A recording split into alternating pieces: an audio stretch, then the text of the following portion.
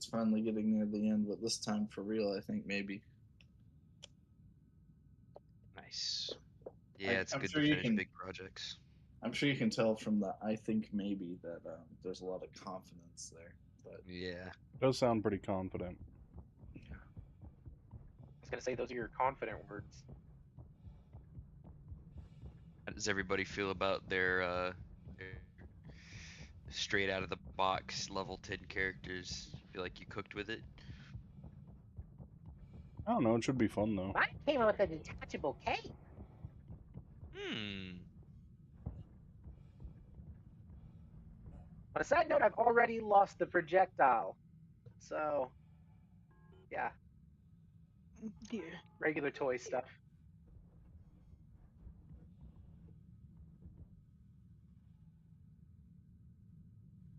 I think Pretty my good character's about gonna be mine. fun. I managed to get my armor class cranked up to 22, so I'm feeling okay. now it's my internet taking a shit. Damn. Yeah. I'll give it a second. We'll get started here in a few minutes, hopefully. But I rejoined on my phone and it's disconnected on my computer. I would prefer not to run this through my phone, and also I'm pretty sure I can't run Roll20 through my phone. So You cannot. it's a lot of You can with the iPad, but not very well. I got a lot of descriptions to do anyway, but I'd prefer not to do it that way. And I can't shift the music or do handouts.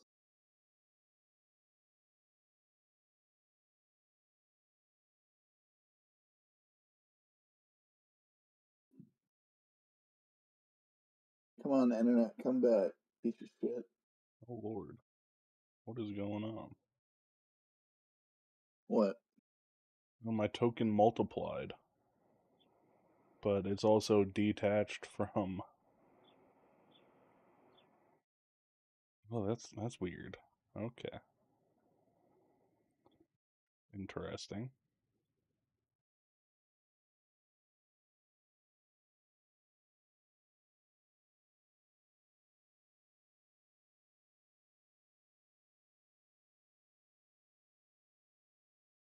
Oh boy. Timing couldn't be worse for my internet to decide to suddenly go out. That is true. It said you just thought.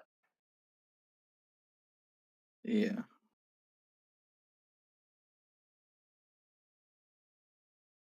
Trying to remember what the app is for my internet. Here it is.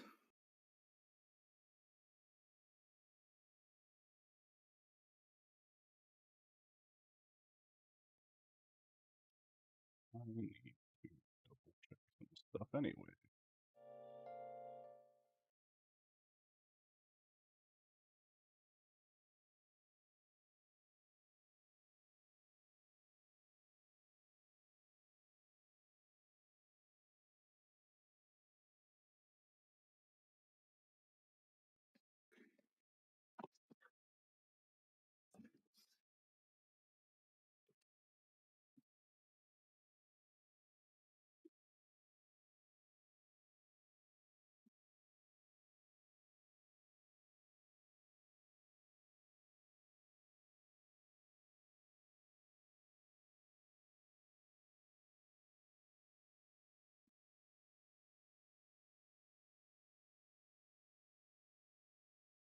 What I would give for reliable internet.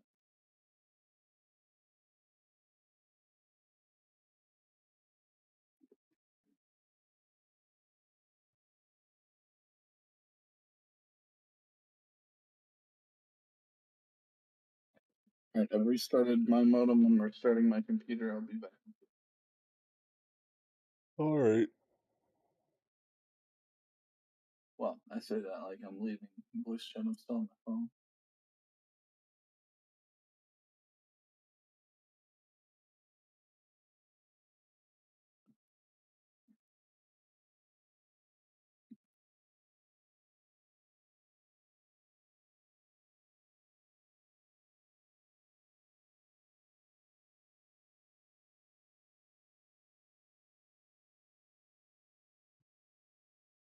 I hope y'all are enjoying the dramatic background music as I technical difficulties.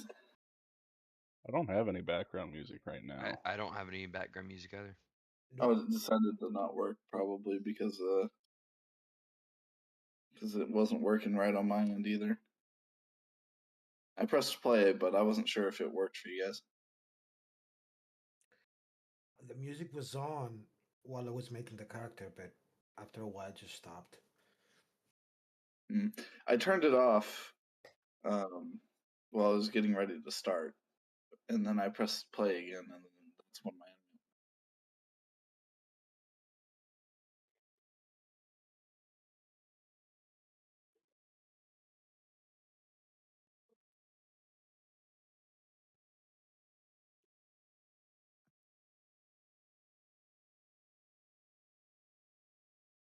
the nice thing about having an ultra wide monitor is that I can now run D&D from a single screen. Excuse me, from a single screen. It's true. Used to have to run it from 3 different monitors. This is why Now- ultra wides are great. But the windows are smaller. Yeah, but they snap better. Like, I don't need half of the screen on a smaller screen, but with an ultra wide, like a quarter of the screen is as good as a full screen.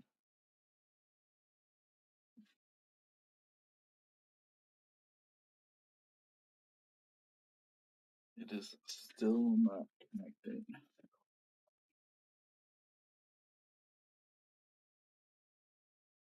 Will you date me, Leon?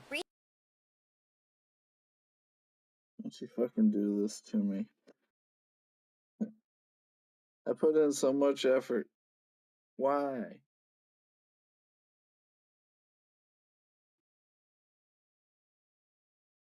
Because your cat is fat. Yeah, it's true. That probably has an effect. Mythical, why did you do this to me? Grim, you have a fat cat too? Yeah, I call him the chunker. Nice. It's the best fucking name ever. How much did your cat weigh, Grim? He's not that fat. I've got him on a diet. He used to be. I have a fat cat. Her name's Sugar, and she's 17 years old, so she gets to eat whatever the fuck she wants. Fair enough.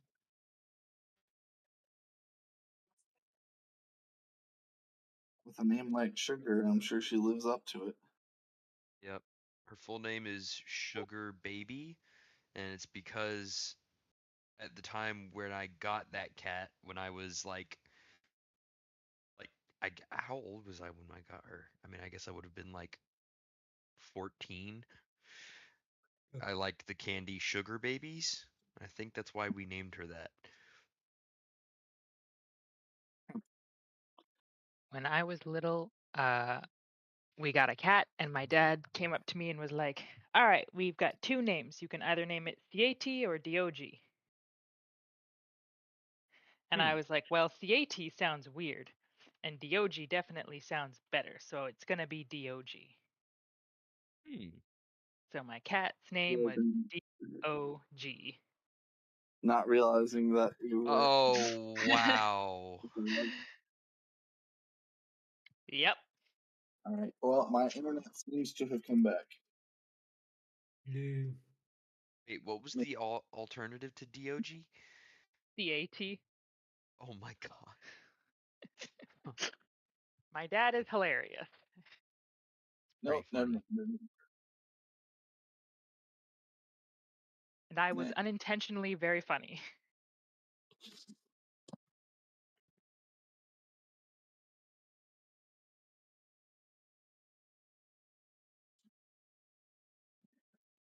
It's probably my ISP's fault.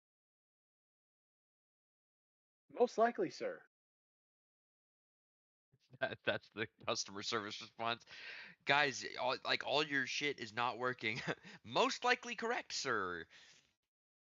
Yes, sir, that does sound correct. With like the biggest fucking shit-eating smile. You're just like, well, you gonna fix it? And they're like, not likely, sir.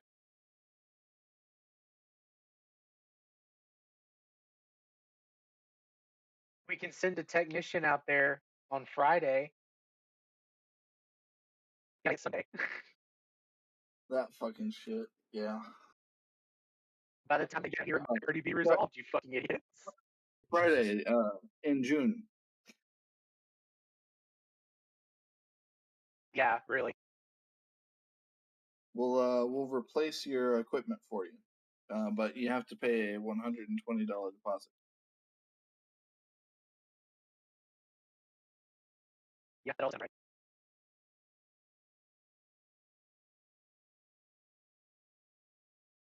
Oh, also, we forgot to And then Who's URO body again? mention that since we can now only sell American modems and routers in the U.S., the price is actually going to triple. So good luck. Ray. You heard about that, Lane? I have not heard about that going on right now, but no, I did not know about that. This was It's news just as of last week. It's an executive order.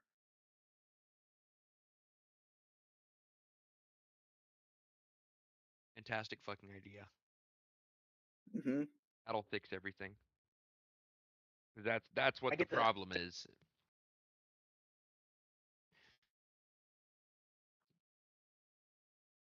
Bots have gotten a lot worse recently. Not sure what it's related to, but we're one of the other reasons I'm so fucking busy constantly now is we're just getting absolutely demolished with spam submittals to all of our like contact forms on any of our websites, and they're bypassing reCAPTCHA now, which is just fucked. Yeah. Yep. I noticed there's a website I went to the other day. Their anti-bot measure was to have you click and hold down a button for like 30 seconds. Like, oh, that's new. It'll work very long. I mean, we're literally probably only a year and change away from like supercomputers actually becoming like a real threat. So it's just all gonna get weird. Yep. Every day I look at the news and have an existential crisis. Yep. My brother has the right idea. Buy a piece of land, homestead.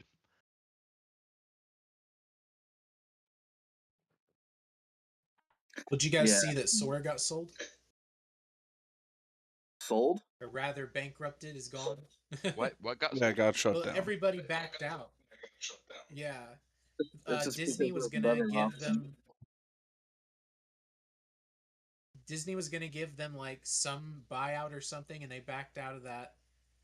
And so now, ironically, because Sora has gone under, RAM prices have gotten a little better.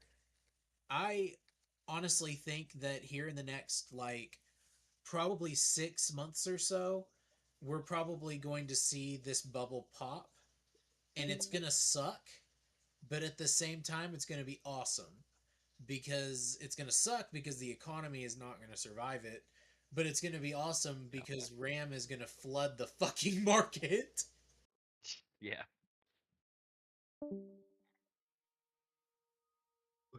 Fucking 4 sticks of 32 gig each, and you're gonna be able to get them for like $12. Left.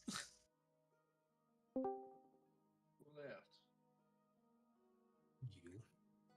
Well, yeah, but Tally left. So you don't. So you wouldn't be alone. Solidarity. Your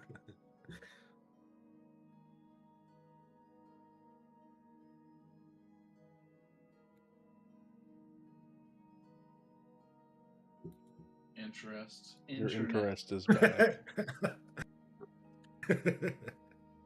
You cared enough to finally get back. Yeah. Look, listen.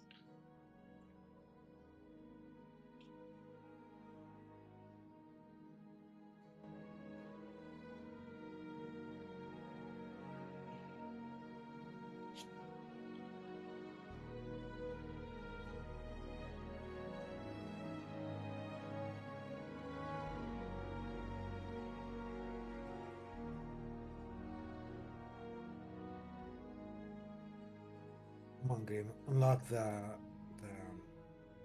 pin. Unlock it. I want to see what you're hiding. For Ishande? I mean, I'm gonna share. It's like literally like as soon as I start describing, it's the very first thing I'm gonna do. Now I can open the Ishande one, but I can open the Expanse. Oh, that one? Yeah, I don't know what to tell you there. Tell me. Nothing in there yet. It would be tragic, and desolate. Is what the Expanse would show you. Similar to the Pale Expanse, but less pale. And my hopes and dreams, also less That's true. feral. That's fair.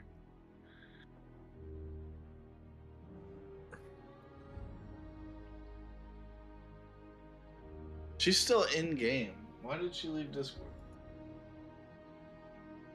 Maybe she had to step away for a second. That was the fastest way to do it. Yeah. Or maybe her computer's acting up. Remember, she was talking about that the other day. Yeah. It'll be crazy if her computer acted up as soon as Grim got back. Well, that's what fucking happened.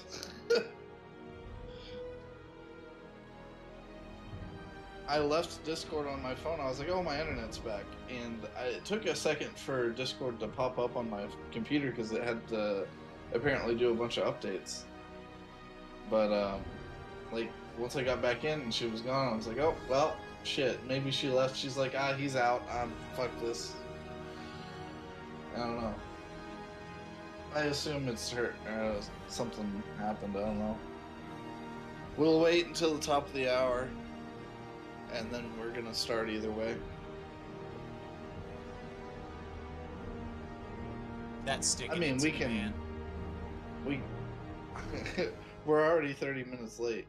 I'm not gonna wait any longer. No. I like this new you. Keep going. Well, it's a one shot. Like, I mean.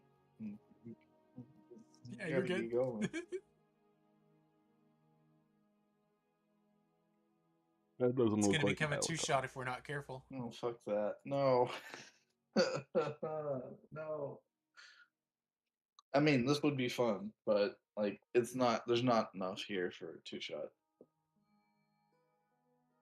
It depends on how slowly we go through it.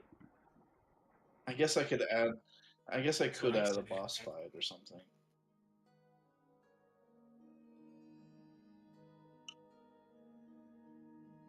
There is a long extended opening sequence, and we've already wasted enough time that we're probably not going to finish.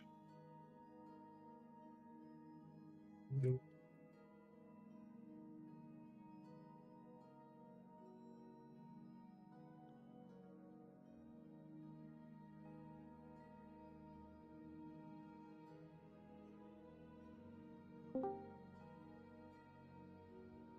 She is back. You good?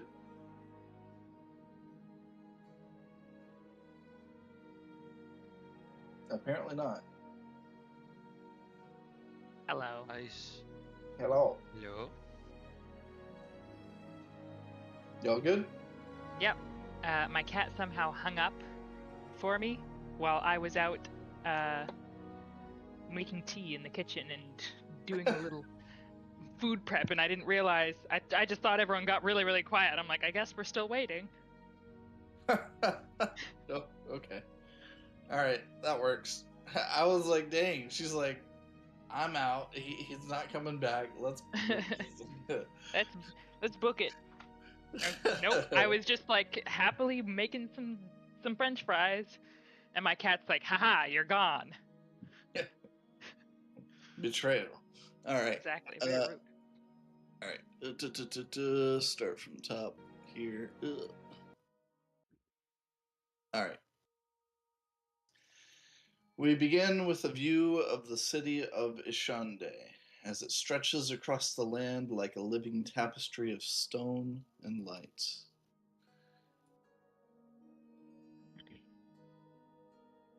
Azure crystal spires rise in elegant tiers above sunlit plazas, their surfaces catching and bending the light into shifting patterns across the streets below. Wide avenues of polished stone cut through layered districts of markets, academies, and civic halls, each structure adorned with geometric mosaics and intricate carved detail. Between them, channels of luminous energy flow like rivers beneath the street, arcane currents coursing through crystal-lined pathways, pulsing in steady rhythm like a second heartbeat beneath the city. The city moves with purpose. Caravans wind through the outer districts. Scholars gather in shaded courtyards, and sky ships drift between towering spires with practiced precision. Every motion speaks to a civilization that has mastered its world through knowledge, design, and control. Ishande does not merely exist within the laws of nature. It refines them. And then something changes. At the far edge of the horizon, the sky fractures. Not clouds nor storm, but a tear, jagged and luminous, splitting the heavens open like broken glass. Beyond it lies no sky at all, only a vast and colorless void that seems to swallow light itself. The air shudders. The rhythm beneath the city falters. The view pulls wider. Beyond the city's outer reaches, the land itself is breaking. Colossal forms move in the distance. Elementals of impossible scale, tearing through the terrain like living disasters. Towers collapse beneath unseen force. Whole districts vanish behind curtains of dust and flame. The fractures spread. Lines of distortion ripple through the sky, branching outward towards the city. The light bends wrong where they pass, and the world itself seems to hesitate as though unsure how to remain intact. The brilliance of Ishande still stands, but now it stands against something that does not obey its rules.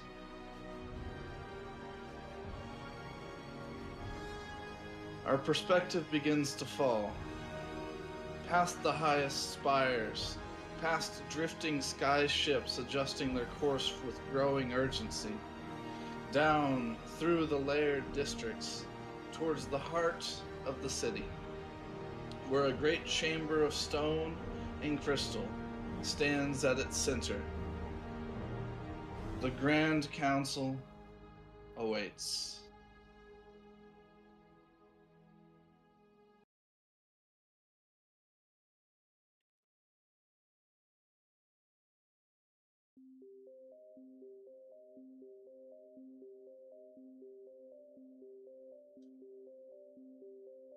You'll just have to stare at this map for a while. I don't have a whole lot in terms of background. The chamber rises in tiers of carved stone and suspended crystal scripts, each level occupied by scholars and officials, civic leaders drawn from every district of Ishande. Voices overlap in urgency, arguments are structured, precise, and relentless. Every speaker understands the weight of what has just been said. At the center of the chamber stands Magistrate Zahira al-Kemet.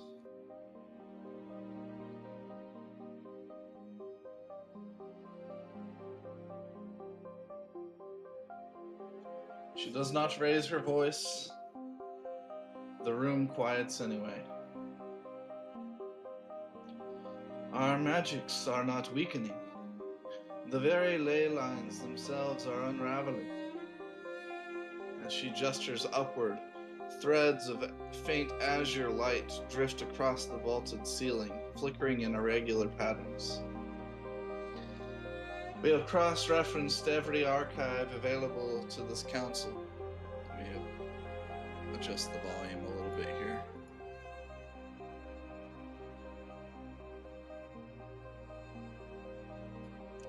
No historical precedent matches what we're observing. No model predicts it. No correction stabilizes it. This is not a failure of infrastructure. After a deep breath. It is a failure of reality. The chamber responds in layers of structured response rather than noise or chaos. You might expect everyone to panic, but everyone seems highly competent, highly trained for a situation like this. Some argue for containment, others for evacuation. Several attempt to reframe the data, find another way to look at it, but no one dares to dismiss it. No one here is ignorant. Near the edge of the chamber, where quiet observation holds more value than volume, attention lingers.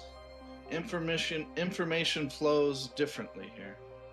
Eyes track patterns that others miss. Conversations are measured, not spoken. Influence is applied without announcement. Several counselors glance in that direction, waiting. This is someone whose value is not in being heard first, but in being right when it matters. Nazarin, would you like to introduce your character?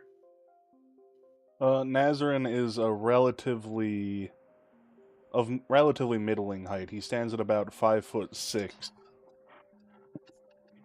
and has a slim build. His hair is black and ends in silver tips, and he wears a mask on his face. His dress stands out as rather elegant. It's all white, gold, with blue accents. It looks as though he wants everybody to know exactly where he stands. His uniform has quite a few medals on it as well from his service. Okay. Higher in the chamber, among those whose authority is tied to knowledge rather than position, one figure remains still. Time has left its mark, but not its weakness. Notes are taken with precision. Calculations continue even now, layered over as the hero's conclusions rather than reacting to them. Others defer without needing to be told. When this one speaks, it will not be speculation. It will be correction. Elmon, would you like to introduce your character? Yeah, Elman is an old man, human in appearance. He's old. Like he's losing hair, but he still combs it like it's new. Like he has a full head of hair. He's nervous but not anxious. He's listening to everything everybody has to say. He's fiddling with a little bone between his hands, in one hand, and on the other hand, he's like with a big feather. He takes notes. Yeah, he wears like a big white robe with silver accents. He has some glasses that with several lenses, and he's twisting them with every sentence he writes, and he changes his lenses for far and for close distance. You can see his hands tapping as well, his foot tapping as well. So yeah, that's that. All right. Yep. Closer to the center, presence takes a different form. Voice, posture, and bearing hold the attention of those nearby, even without speaking. There's a weight and charisma here, but also discipline. sense that influence is something wielded carefully. A few counselors look towards this figure not for answers, but for direction. If panic comes, this is where it will be studied. And I forget your character's name because you didn't change the name in the game. Justin, can you introduce your character? Oh, Yeah, yes. Aaron. Arin is sitting there. He's got one leg crossed over the other, and he's kind of plucking the strings of his ill-shaped lute, or his harp, and he just kind of looks around the room, and he'll gently pluck a few of the strings to let off a slight tune to it, and he will say, "Well, I suppose after all nothing is permanent, including ourselves. But much like ourselves, a show must come to an end as well. I say we give them one hell of a crescendo and fight the whole way out, regardless of the outcome." A few And a few counselors will cheer to that, and a couple of them like nod in appreciation. Like everyone here seems to be in agreement that if we're going down, we're not going down easy.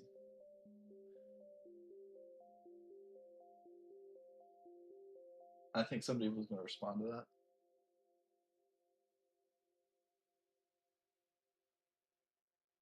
do I have something? I mean, he just kind of sits there with a big grin, waiting to hear if anyone comes up with a brilliant plan. He himself is kind of plotting it, but he's going to need to hear more about the situation. He's waiting for everyone to get on board. Okay. All right. Final blaze of glory is a nice sentiment. I've always been much more interested in trying to actually protect the people inside of this city rather than allow them to fade into darkness. I think there's still things that we can try and do. All right, that's a good transition for you to describe your character. Leaning forward, not looking angry necessarily, but definitely uncomfortable, is Claudius Var. Claudius is not the kind of individual who enjoys board meetings or, the politics and discussion that comes with having to, talk to the entire council. He is a man familiar with action rather than words. And so, though he sits here in accordance with his position as, spell sword, he is irritated by the lack of decisiveness and sees, and due to his own biases, sees Arin's, is it Arin? Is that the correct pronunciation of that? Orin, he's Arin? Okay. he's open. He's completely open about the fact that he is just a gold dragon who likes hanging out with people. Then he's uncomfortable with Orin's whole persona and kind of sees your words as more of a placation of people's feelings rather than any actual solid suggestion, and is very obviously wanting to actually talk about specifics and plans and what exactly we're going to try and do. All right. Not far from Claudius, beyond the other military advisors, grouped together with the engineers, our attention is drawn to one of the gate wardens, and also gotta check. Risha, would you like to describe your character? All right. Risha is tall and strong, guard, and covered in armor with a great white lion's cloak. She has a powerful presence and stands out starkly against the engineers she shares a table with.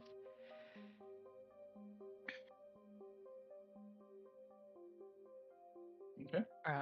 Risha will stand at that and say, ooh, hold on, I need to relook at your name. Give me a second. Claudius. Okay. Claudius, yes. Yeah, I'm everyone, if with you could just Claudius. temporarily change your names in the game, please.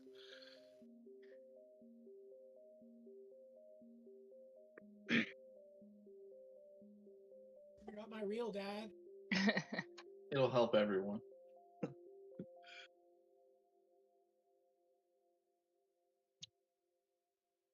Are we ready? Goose is Malachar, you know. It makes sense. It's the original Malachar before the one we know.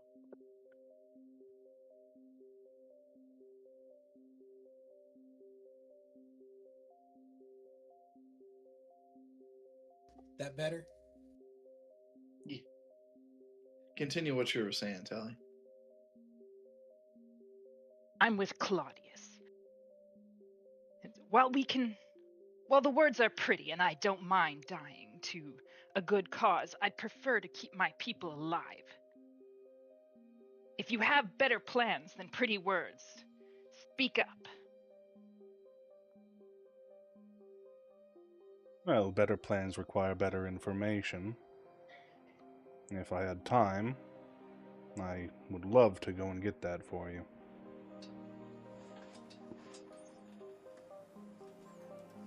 Time is Any not kind something of we have. Over half the gates are already empty and lead to nothing. We cannot afford to wait. So it seems. There are other ways, I'm sure.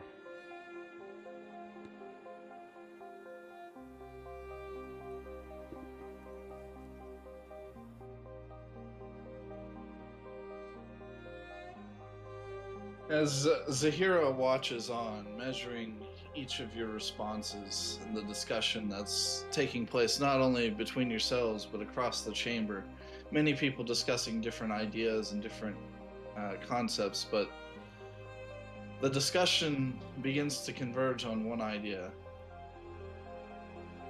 First, nobody is in agreement.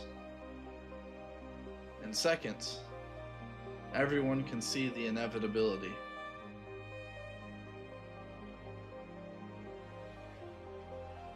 The chamber has only just begun to settle into something resembling order when the doors at the lower tier open with force.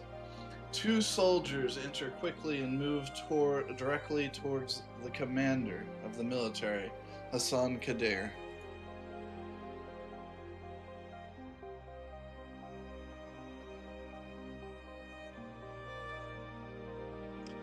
One of them speaks before reaching him. Outer districts are collapsing faster than projected. The perimeter lines are breaking in multiple sectors. Once they reach the commander, breath controlled only by discipline. Evacuation has begun, but it is not holding. Skyship routes are overcrowded. Gate access is unstable. We're losing control of the flow.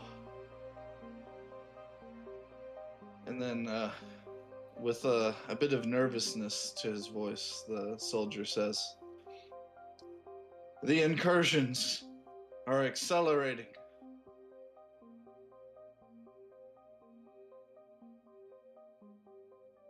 Commander takes in these words quietly. He does not turn immediately, and he listens to the entire report without interruption. But when he does move, it is decisive. He stands suddenly, his chair crashing to the ground behind him. Then we stop trying to control it. He takes a step forward towards the center of the chamber, his voice carrying across. All available forces are to be reassigned to escorts and defense. No more containment lines. No more delay tactics. We hold corridors. We protect movements. Anyone who chooses to leave the city gets a path out. We will not save the city by protecting the outer walls, but by ensuring the survival of its citizens. And with that, several of the other surrounding military advisors begin to stand up, everyone grabbing clipboards, papers, everyone quickly moving about, trying to carry out orders. Some of the other counselors prepare to stand and leave. Others fall silent, recalculating their priorities based on this new information. A few try to object, but no voices seem to ring out over the sudden chaos. Fully half of the chamber seems to stand in preparation to leave. Those in the military and those choosing to flee.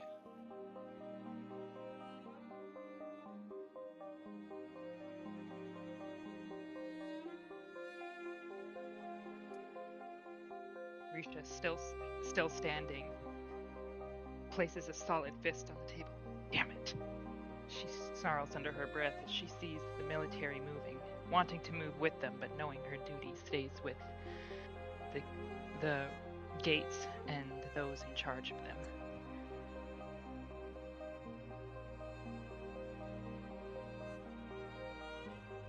The gate warden Neferu, sitting next to you, he holds his hand towards you and he whispers, "Steady. We have a plan to discuss. They will act in the need of the people, but there are still things we can do." And this character is Neferu ibn Salim.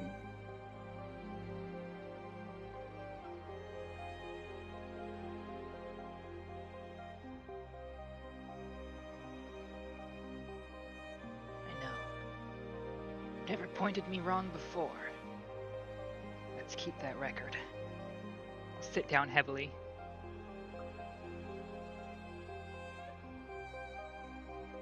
He nods and he looks serious as he looks around the room. Taking account of who's leaving and who's staying behind. Does anybody else want to react to, again, more than half of the chamber standing to leave?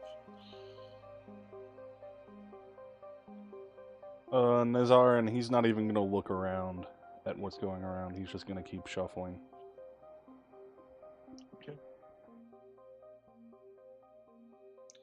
Claudius, what are you doing in this scenario as you see? It sounds like the commander got up and like left immediately, or is he still here? The commander at this point will have left. He would have gone out the door with several of his close aides right behind his heels. Others lingering for a bit before leaving, gathering papers, preparing reports, issuing orders to secretaries and aides. I think I'll grab the attention of one of like his direct secretaries or someone who, is in charge of essentially like spreading commands that have been given, and just say, where exactly do you think our efforts are going to be most fruitful for the city? Should we stay with the council to defend, or do we need to spread our efforts outwards? He hesitates for a moment. Well, with the commander taking lead on the front, we should have the sky ships covered. The airport should be safe. I think perhaps next would be the gate network. Not many of the teleportation gates still work, but we must guard those that still function. Where's the closest one to us? He'll pull out a crystal off of his wrist, and he sort of taps it, and then like how do you describe a floating image of the city in 3 dimensions appears above his hand, and he sort of waves with his other hand, and like he pinches like he's pinching salt to zoom in and move around, and he gestures to a specific building. The central teleportation network is still standing. The others, I'm afraid, less usable. Right. Are we defending these for the purpose of evacuation, or are we trying to defend something that might be coming through them? What are the risks exactly that we're trying to face? A little of both. For the most part, we're just trying to get people out, but there have been reports of incursions through the portals from beyond the veil. Right. Terrible monstrosities.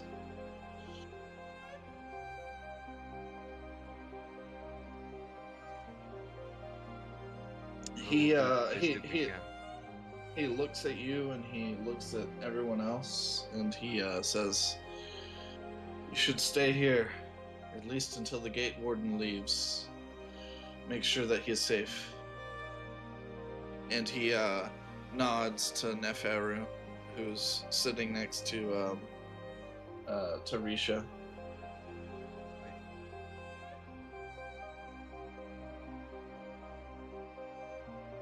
Right. I will.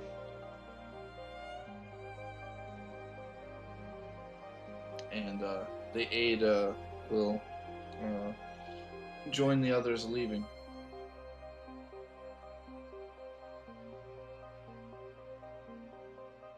I think I will go to, unless someone else wants to jump in, I was gonna walk over to Nazarin, actually, who is still sitting at the table, right?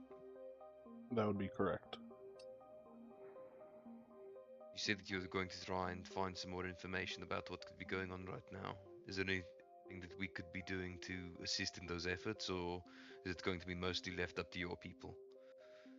Well, my people have a pretty good grasp on things, I would assume. I already have quite a few out and about. That being said, there's always things that could stand to be looked into even further in ways that possibly aren't the nicest, where a little bit of heft like yours might come in handy. It sounds like there's going to at least be a contingent sent out to try and stabilize one of the closer gates. But outside of that, if I can offer you any assistance in your endeavors, I will do so. If I can assign anyone to come with you as well. But I think that the commander has a pretty strong grasp on anyone who's available at the moment, so I don't know if there's going to be any extra hands outside of anyone inside this room. Well, it seems he left me pretty much everything that we would really need. Nazarin, give me an investigation. And this is a role more so meant for your prior investigation, what you already know.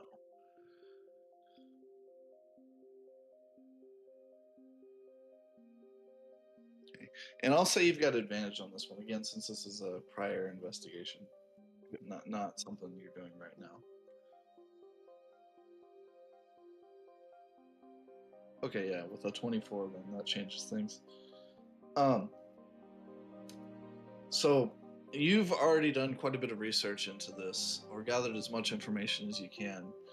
Most of the nations to the north and to the east have gone silent. Nobody has been able to contact them for days, and this threat of what appears to be the very fabric of reality falling apart has been slowly inching its way towards Ishande now for a little while. You've heard no reports of anyone successfully stopping or evading this incursion, but there are those here in Ishande, the most advanced Magitech city in the world, that there are ideas of perhaps sending the city into another dimension. Perhaps this would save it from the incursion. You know, spearheading this concept, there are 4 individuals within this chamber. You recognize one of them as Neferu, who sits next to Risha. Neferu is the lead architect of the teleportation network. He would be vital in any attempt to send the city into an alternate plane of existence. Additionally, you have the head of the biogenesis facilities, the botanist Sifu Anara, who sits quietly watching as people flow out of the room.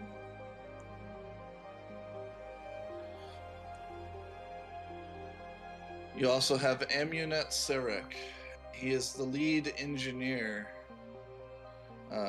involved in the lattice networks, the energy networks that allow magical power to flow from the crystal at the core of the city throughout the city, powering all types of Magitech devices. And leading this endeavor, you know, is a junior counselor, young up-and-coming Nadir Ibn Ra.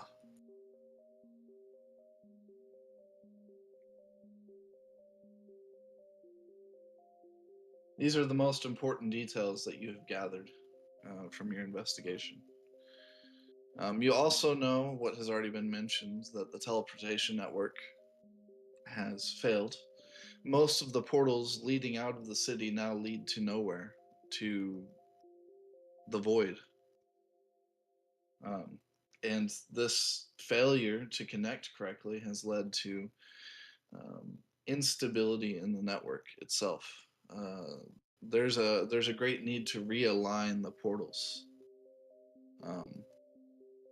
Sifu Anara, her place in this is to provide the need for food and sustenance and resources. Should the city be transported to another dimension, it needs to be fully self-sufficient. And Amunet needs to stabilize the power network before any teleportation can be possible.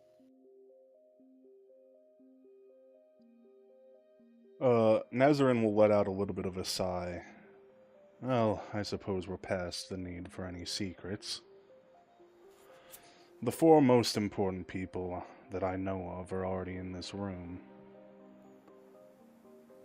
They plan on having us shift the entire city to another dimension. How possible it is, that is not my field, but given the people doing it, I believe that they could, in fact, pull it off. In terms of the outside world, it's very possible that we're the only place left standing. My contacts everywhere else have dried up, can't get into contact with them no matter what I do, whether magical or non-magical. Seems like there's a barrier blocking everything. That barrier, I suspect, is something akin to the end of the world. Whether we're truly the last ones left standing, or whether everybody else is in the same situation, I can't know for sure. But what I do know is that we are the most prepared, and we are the best, well, we stand the best chance at surviving this. Not everybody. I'm sure not everybody will survive, but we can at least try to save as many as we can. So the idea is to just move the city. Something akin to that. From this plane to another. Do you think that with the manpower that we have here, we could kickstart such a thing? Oh, we could certainly try. We have the people we need to talk to. Can take care of whatever they feel they need. As you're having this sort of conversation amongst yourselves, the sort of chaos of the room is sort of dying down as most of the military is now left, and anyone who would flee or use their resources to travel out of the city, traveling to the places where the void has not yet reached. Amongst the few remaining counselors, one figure rises without announcement. This figure is none other than Idris al-Masiri, eldest among all counselors, and he assumes attention naturally as he stands. His robes are simple by comparison to others in the chamber, but the air around him carries a quiet gravity, the weight of a lifetime spent studying what others could not. I will go to the Crystal Spire. He pauses, and he does not justify his statement. I do not expect to return. He turns slightly, adjusting to address the chamber rather than any single person. If there is knowledge yet unbroken, if there are records, divinations, or models we have not yet seen, I will find them. And if there is nothing to be found, then that too is knowledge worth bringing back.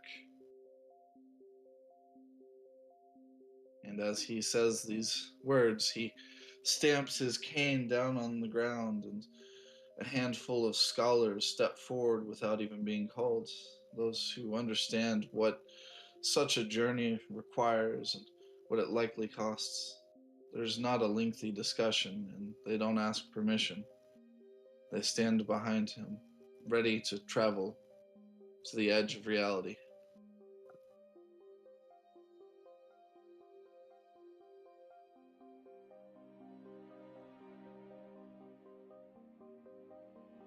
Is there any contingent that you'd like to have come with you? Any warriors that you might want to help defend you, or are you simply going as a... And I think he just sighs. Is there any help that you need before you go? He says, I would not dare to waste the city's resources on such a desperate measure. This old man can take care of himself, and those following will need to do the same, he says, and he smiles a knowing smile, knowing what it is that he has set out to do and what he's likely dooming his followers to do as well. We must pursue all possible avenues at our disposal. There are those who seek to retreat and buy more time. We seek more information, and perhaps your plan to transport the city beyond the veil. If we spread our resources, surely one of us is like to succeed. In the greatest city in all of Kryndal, what better chance is there?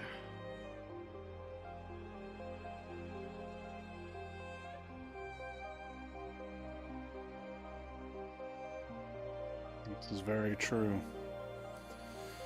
Well, from what I've heard, I wouldn't worry too much about running into any dangers on the way. There doesn't seem to be much out there. The journey will be perilous for other reasons, but I can't imagine any hostile entity will be one of them.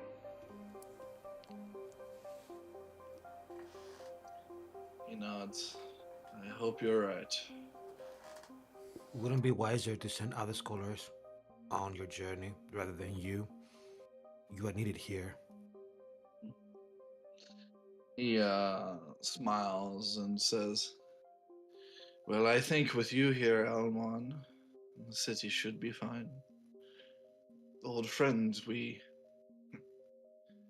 didn't always see eye to eye, but no, the I thing think is, this is my calling here in my but final moments. it's not only about survival, but preservation, and your mind is a crucial part of that. If we lose you, we lose a big part of what the archive is and what aims to do for the future of this city. Well, I appreciate that you are still thinking of the future, even in such a dire circumstance. There are few of us wise enough to do so. And he nods to you, Elmon, and then he also gives a knowing smile to Sifu, Anara, the botanist who sits not far from the two of you.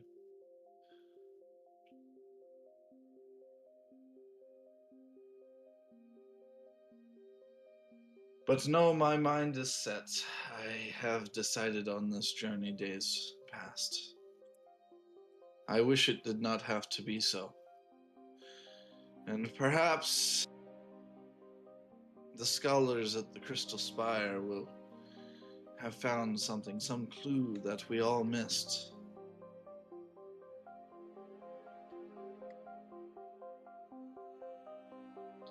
I shall hang on to hope. I don't travel knowing my fate is certain.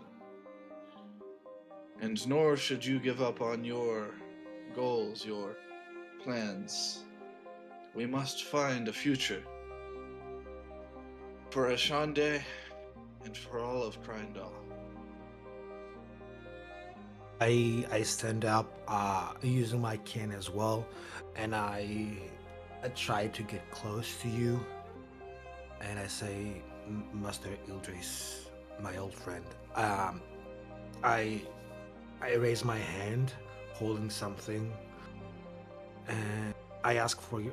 Like I raise my other hand to ask for your own hand, and I place a crystal on your hand.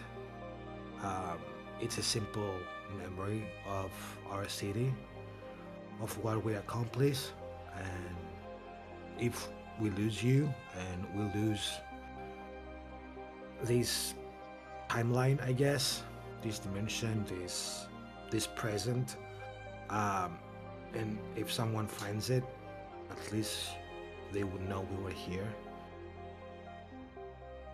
as a part of gift. Thank you, friend. I could not think of a more thoughtful gift to part.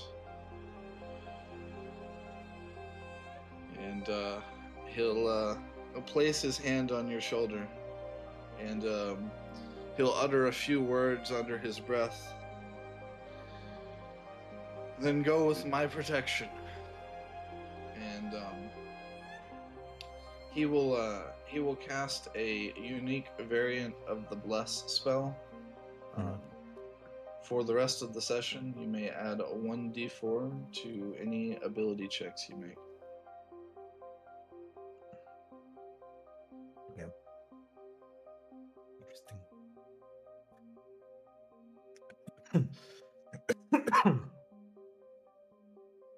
Also, you can have inspiration. Thank you. With that, he will turn and leave.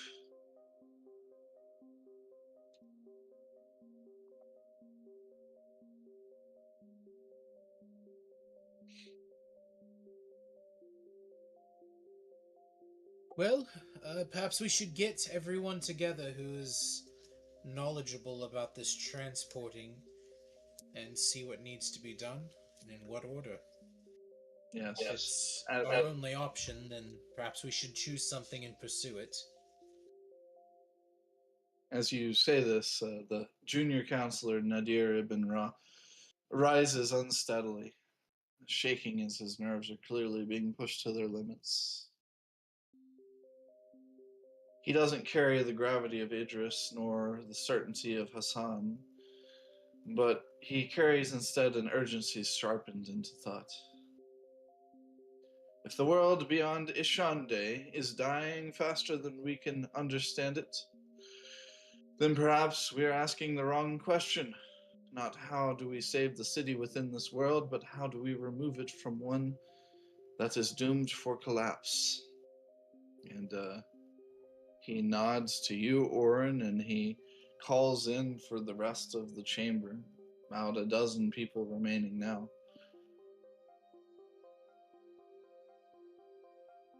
He moves to the center of the chamber where a suspended crystal hangs in slow rhythmic motion above the council floor.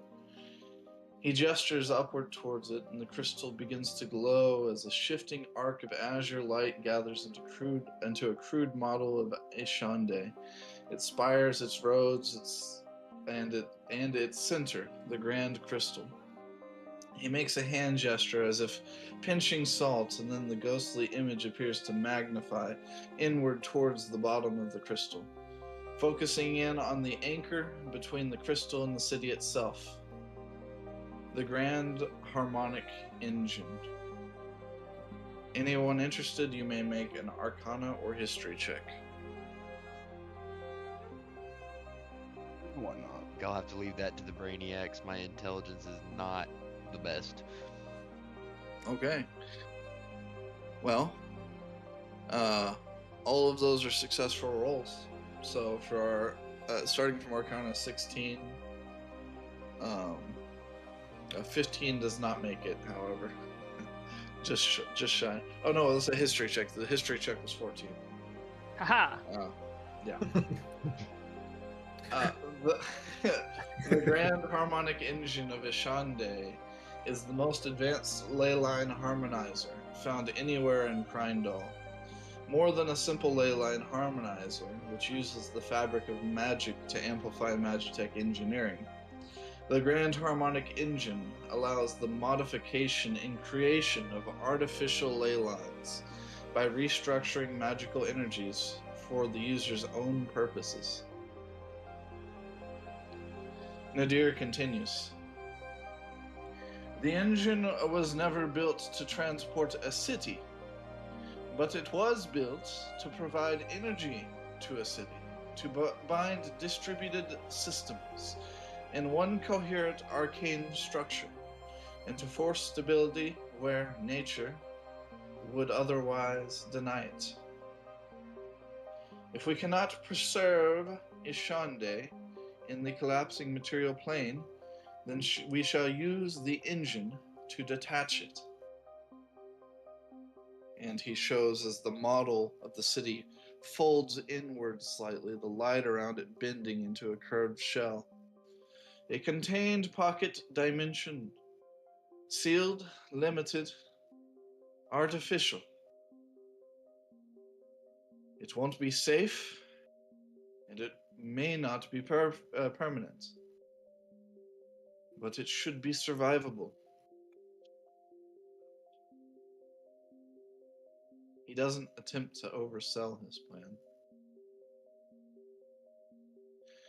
We would be trading one certain death for a much slower one.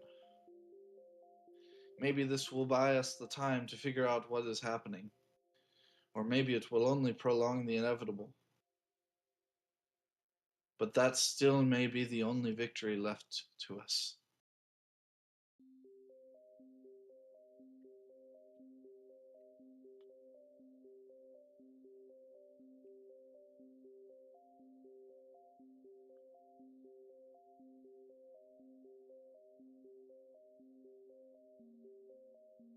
And he opens the floor for response.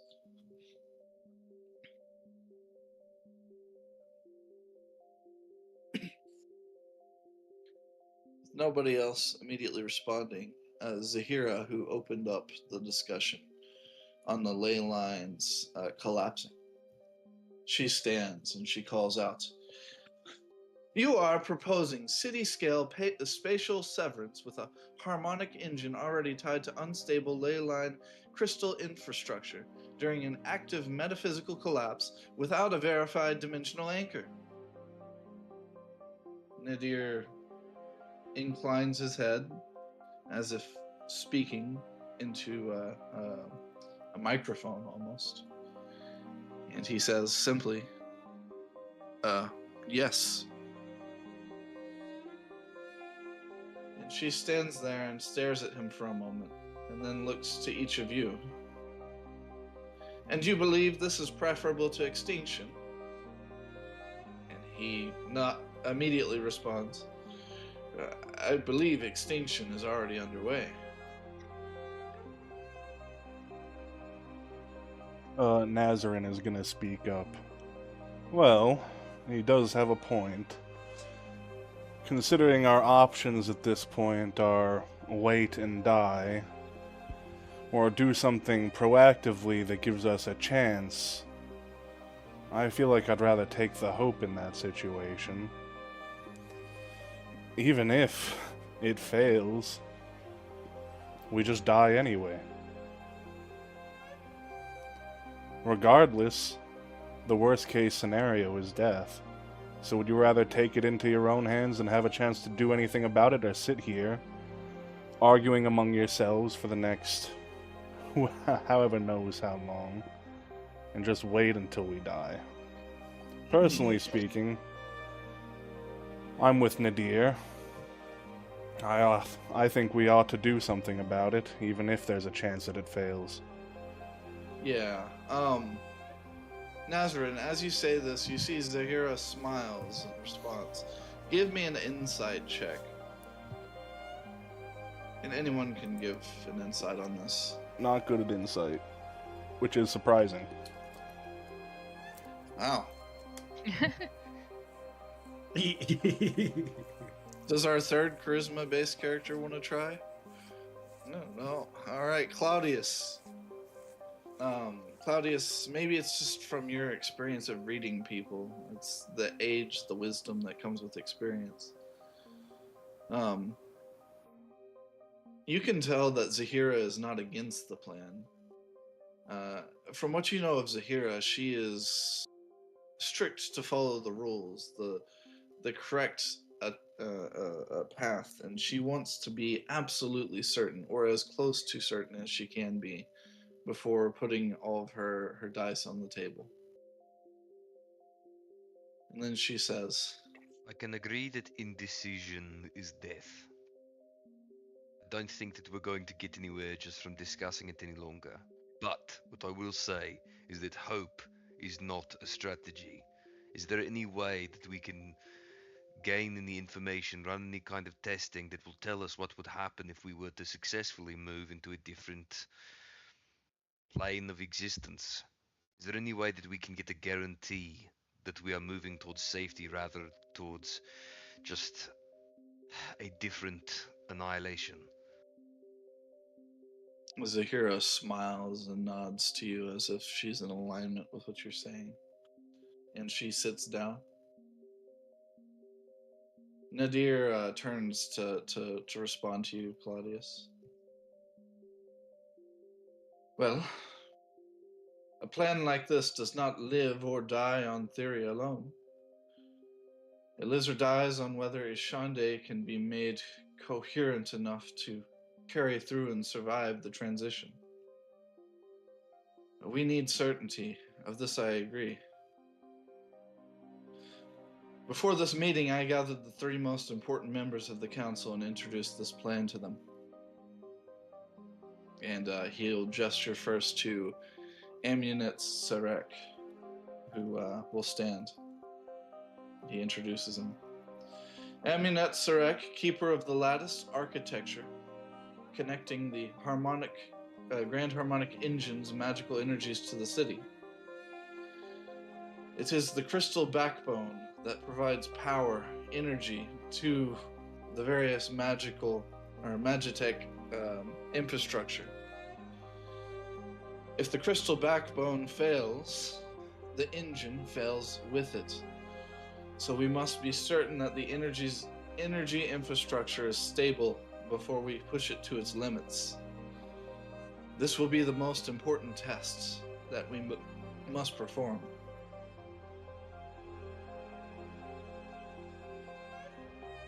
Second, you can respond to that if you want. Go ahead. It was just an affirmative. Second, Neferu ibn Selim, and he refers to the master of teleportation gates and spatial relay logic. If the city cannot be guided coherently through the fold, we will not arrive as a city at all. With the very fabric of reality tearing itself apart, many of the gates have failed, and I intend to repurpose them to assist in the transportation of the city itself. And Neferu will stand, and he'll nod to Risha next to him. Yes, we shall make sure that any and all available resources are put to this task. Most of the city has already evacuated, so we should be able to provide as much power as possible. And with the help of the Lattice Network, he nods to Amunet, who was previously introduced. I think such a grand teleportation magic should be possible.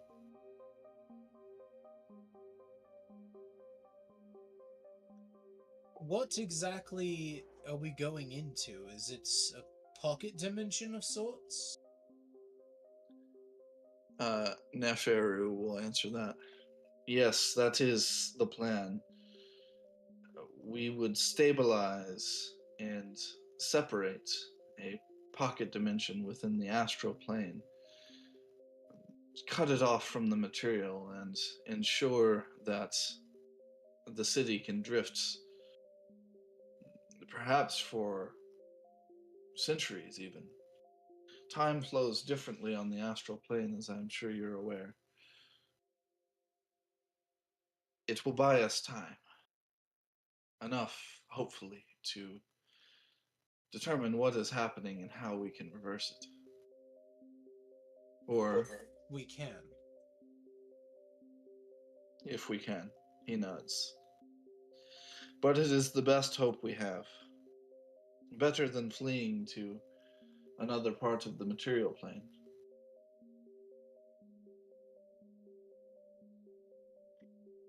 Well, I cannot argue with that.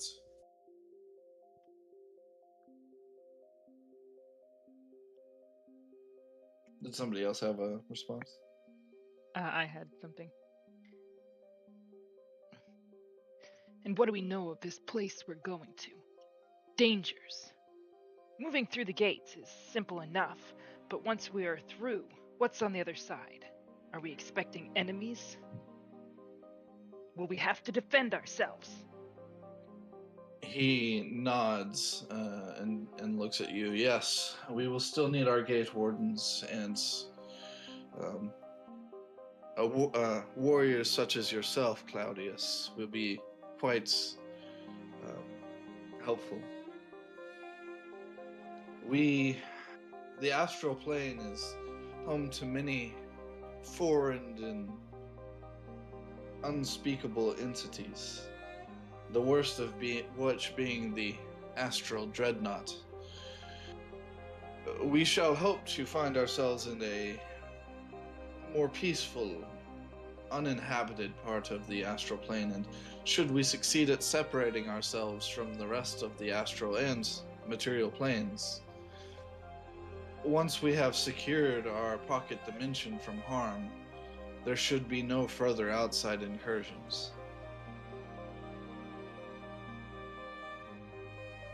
We should get started then. Nods. But there is one more thing, and Nadir will gesture to his third council member. More important, perhaps, than the how of how we get there is ensuring that we can survive at all. And he gestures to Sifu Inara, steward of the biogenesis halls and the life systems that make Ishande more than stone and machinery. If we survive the crossing with nothing left to sustain us, then survival becomes just a slower form of death. We must stabilize our life support systems and ensure that we have sufficient food and other resources. And I am not blind to the importance of our wizard Elmon here, who keeps the very vaults of our memories, the truth and history of everything that our city Ishande has been through. If there is no future, then what is the point of carrying over? All three of these tasks, all four of these tasks, must be carried through if we are to transport our city. The fourth and the most important one is this. Leave your doubts here in this chamber. Outside of these halls, for everybody else, we will succeed. There's no maybe or we will see, we will try our best. For everybody else out there, for our citizens, we are the most advanced city. They believe that. So if we give them hope that we will succeed, regardless of how we are feeling, at least the spirits will be higher. They will work harder to succeed what we're trying to do, and maybe there will be less casualties because right now out on the streets is chaos. People are hurting each other, trying to flee. We give them hope, even if it's false. All right. It's a good, rousing speech. I would give you inspiration, but you've already got it.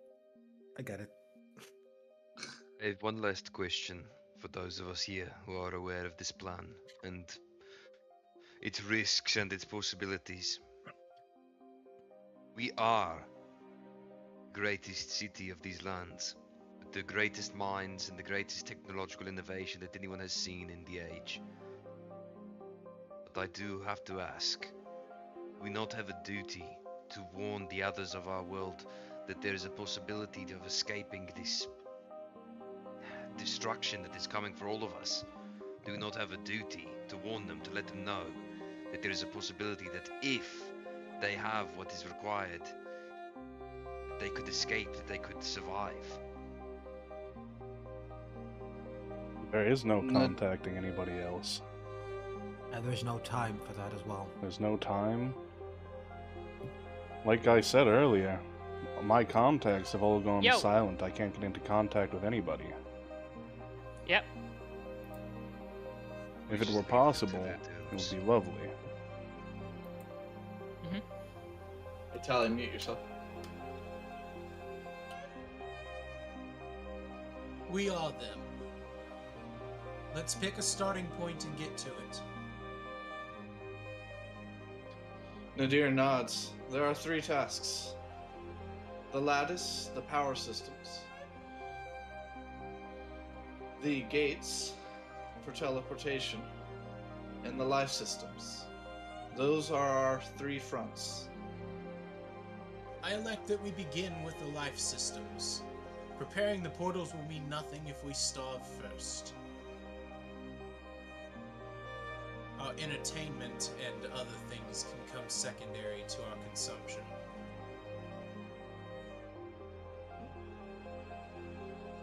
I wish I had the confidence to say that we could choose one at a time. What would you suggest as far as... should we be splitting these up?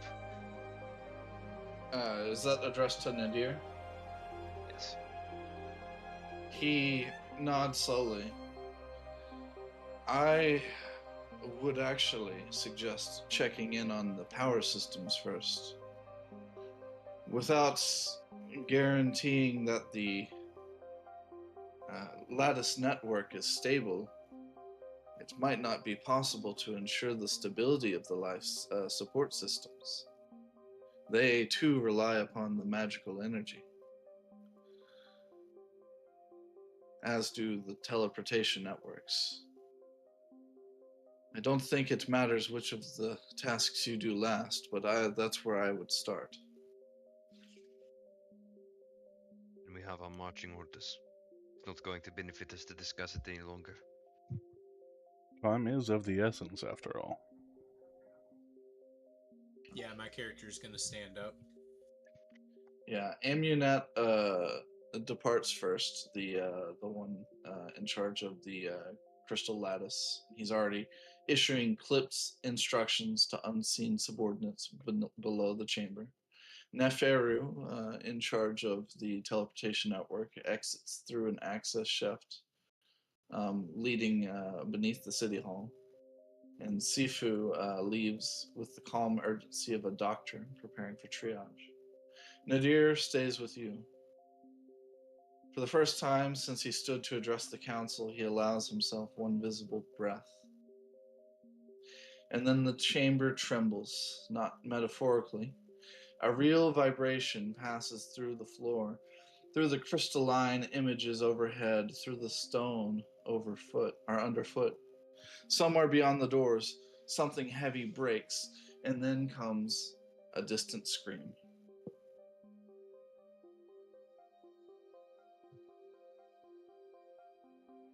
Like a scream of pain?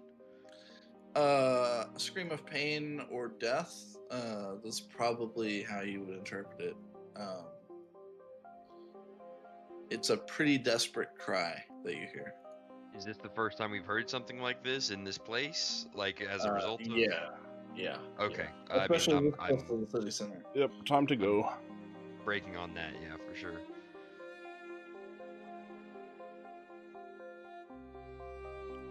Right. May I describe the scene?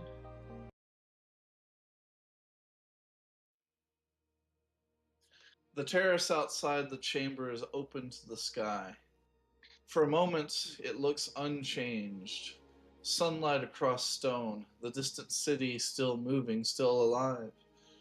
And then the air ahead of you folds, not like a ripple in water nor a heat distortion. It feels like something has taken hold of the space itself and pulled it slightly out of alignment.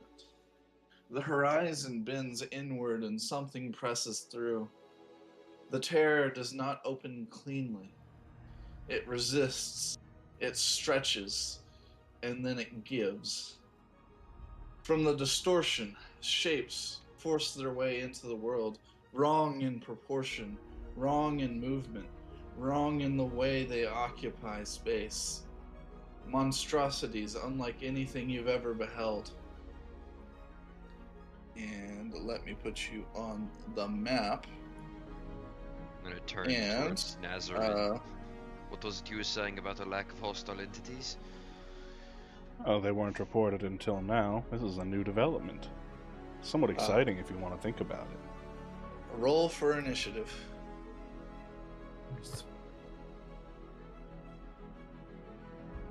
Oh.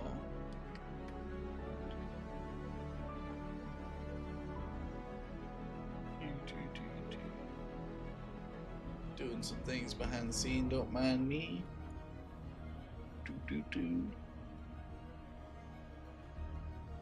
I'll go, I'll draw my shield and my axe, my great axe. Not in my city, not through my gateways. I don't mind Ready that to one. charge. I guess it's gonna show it to everyone, but You can put it on hide rolls if it's That's... Oh yeah, I just gotta click the button, huh? Yeah. There we go. I missed that part. Shh. You don't know they're here. Still puts them on the turn order though. Oh, it's fine. It doesn't, but not until you change their lair.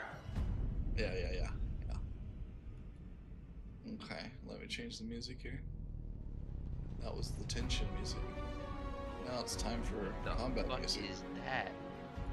What the fuck is that indeed? Let me, give me just a second. I have an art for you.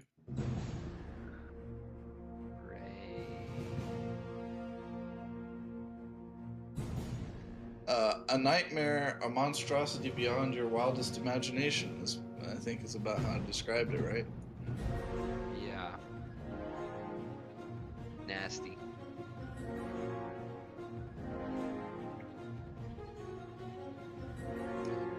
All right. We are in initiative. Claudius, you are up first. Okay. So, and this is the current distance that we're at from this thing, so we're pretty far away, right? Uh-huh. Okay. Yeah, fuck it, we ball. I'm gonna go ahead and,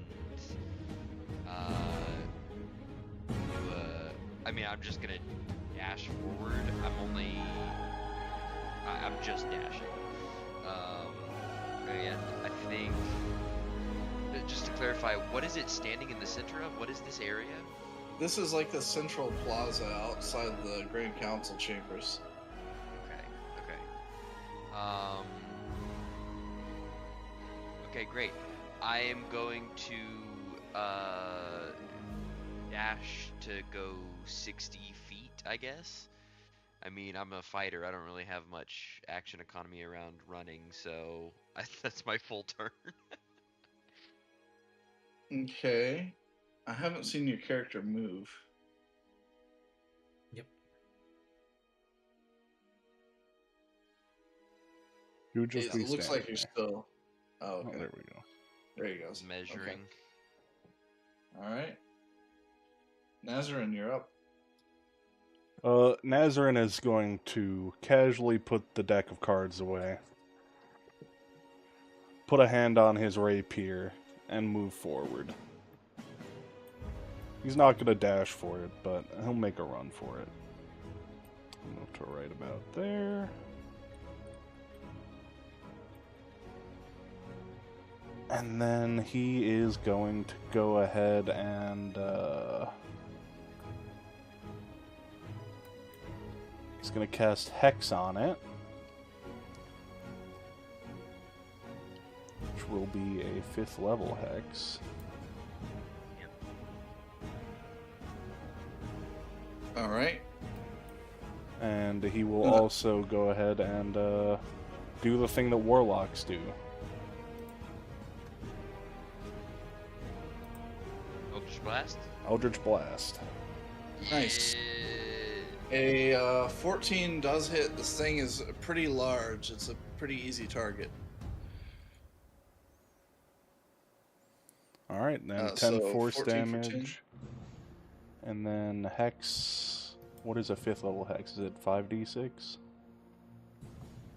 Now, is that all of your damage? Because I assume you're not you're higher than level 5 in Warlock. I am higher than level 5. It should be 2d10, right? Yeah, it only did 1. I don't know why it's only doing 1. Let me roll 1. You gotta roll each attack separate. You make Oh, okay. multiple attacks with Eldritch Blast at higher levels. There we go. 10 again. Hey, I Okay. mean, it still hits though. 10 force, 20 total. Okay. It seems to be very effective against it. I wouldn't say like it's vulnerable, but force damage seems to work better Double check this. than expected. Can maintain your concentration for up to 24 hours. And you said Hex was what? D8? It should be a D6. 5th level. 5th level Hex.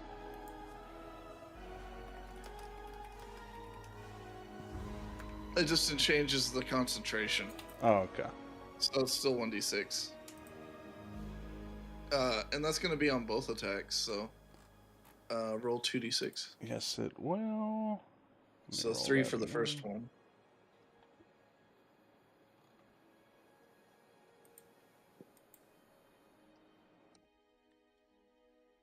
All right. Is that your turn?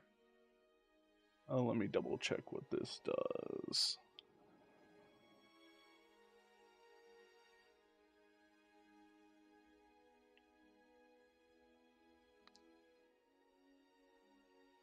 I need to remember exactly what my hexes do here. It's a bonus action.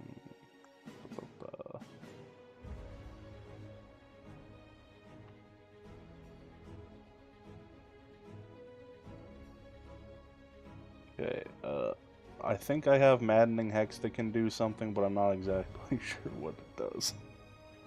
Let me post it. Okay, let's come back to you. Yep, that's fine. Move on to the next player. So, Elmon.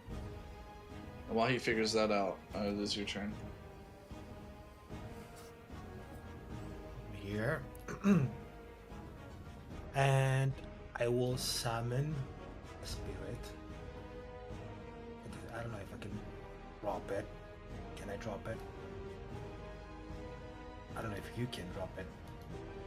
An undead spirit. Oh. There is a stat block in the. Yeah. It also takes 6 psychic damage. I guess you can just drop a token from the library. I don't know. No, you have to make the token. Damn it! I'll have to prepare that. No, I can do something else. I don't mind. No, it's fine. Here you go. Where do you want it? The range is 90 feet, so I moved 30. I did my move action. 90. I can move it right here. Okay. Yes. Next to it. All right. Let me give you control over it. Yes. It's a level 3. I'm not gonna do it. No, I'm gonna do level 4 for it. Okay. So yeah, so I can have 2 attacks. And it's a ghost type Pokemon. All right. Well, you got control over the character sheet, so go ahead and make your attacks. Yeah. So melee weapon attack, my spell attack modifier, which is I don't know. It's the DC attack bonus, which is the modifier. Intelligence. Attack bonus. I don't know. It should tell you. Plus your spell save DC. No, that's I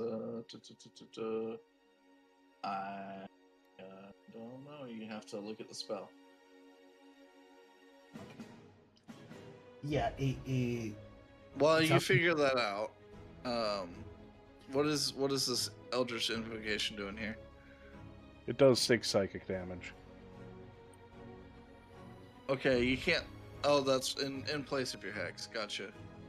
Psychic damage, you said? It's not in place. It should be bonus on top of. It's a bonus action to cause a psychic disturbance to a creature that is hexed. Okay. As you hit it with the psychic damage, it seems to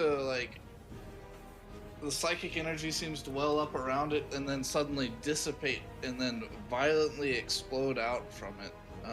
It seems completely unaffected. All right. This would be before he put the undead spirit next to it. Good to know. All right. Elmon, you got your spell attack figured out? Or your attack bonus? Post the spell.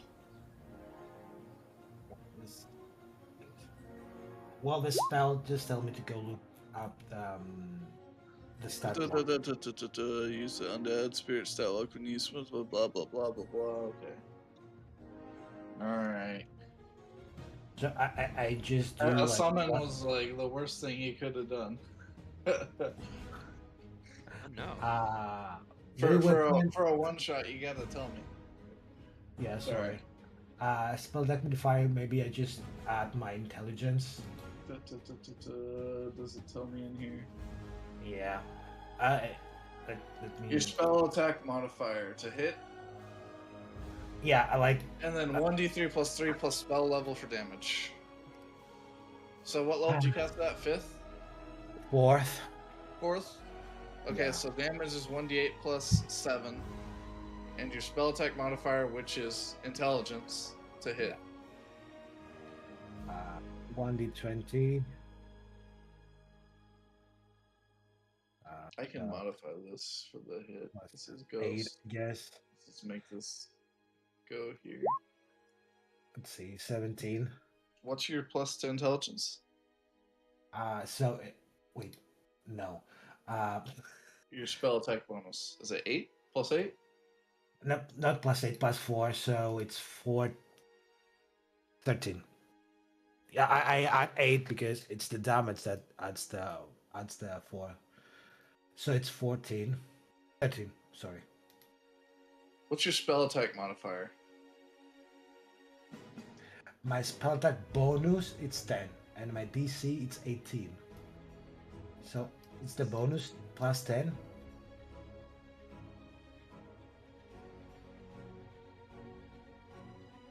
I think it's just your intelligence. Okay, that's fine. You can use the directly off the character sheet now. 17 hits. Roll for damage. And you're doing it twice. Roll it again. Yeah. Do it. Sorry.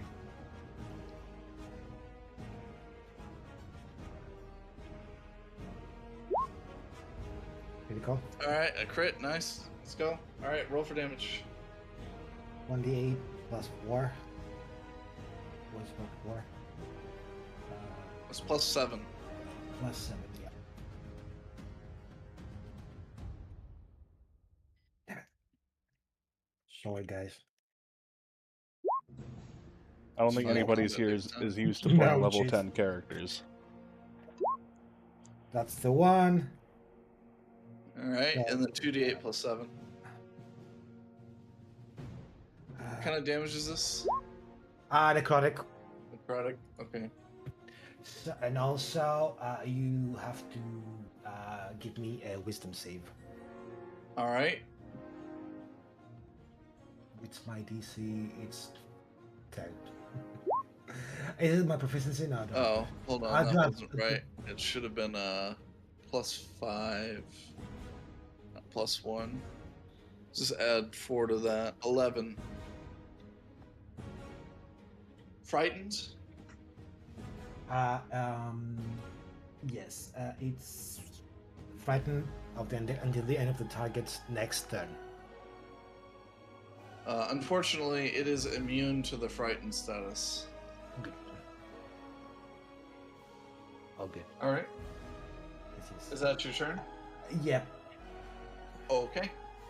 The Starspawn Hulk will, rather than paying attention to the spirit, it looks like it's going to take a step forward and then it vanishes into nothingness. Nice. What? And then it is going to Das. it's going to reappear on the other side of Claudius here. 60 feet. Oh no, you just got hit with the Maiwa Motion Deru. Just got hit with that. It's going to make a multi-attack. And it's going to make 2 slams. Okay. The first is an 18. That will not do it. And the second is a 16. 22 AC, baby. Nice. Alright, that is its turn. Risha, you're up. Excellent.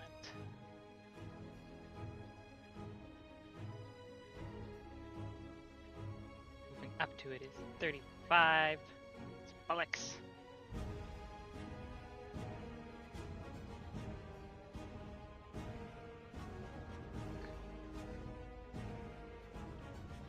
Fine. I'm going to take a. Since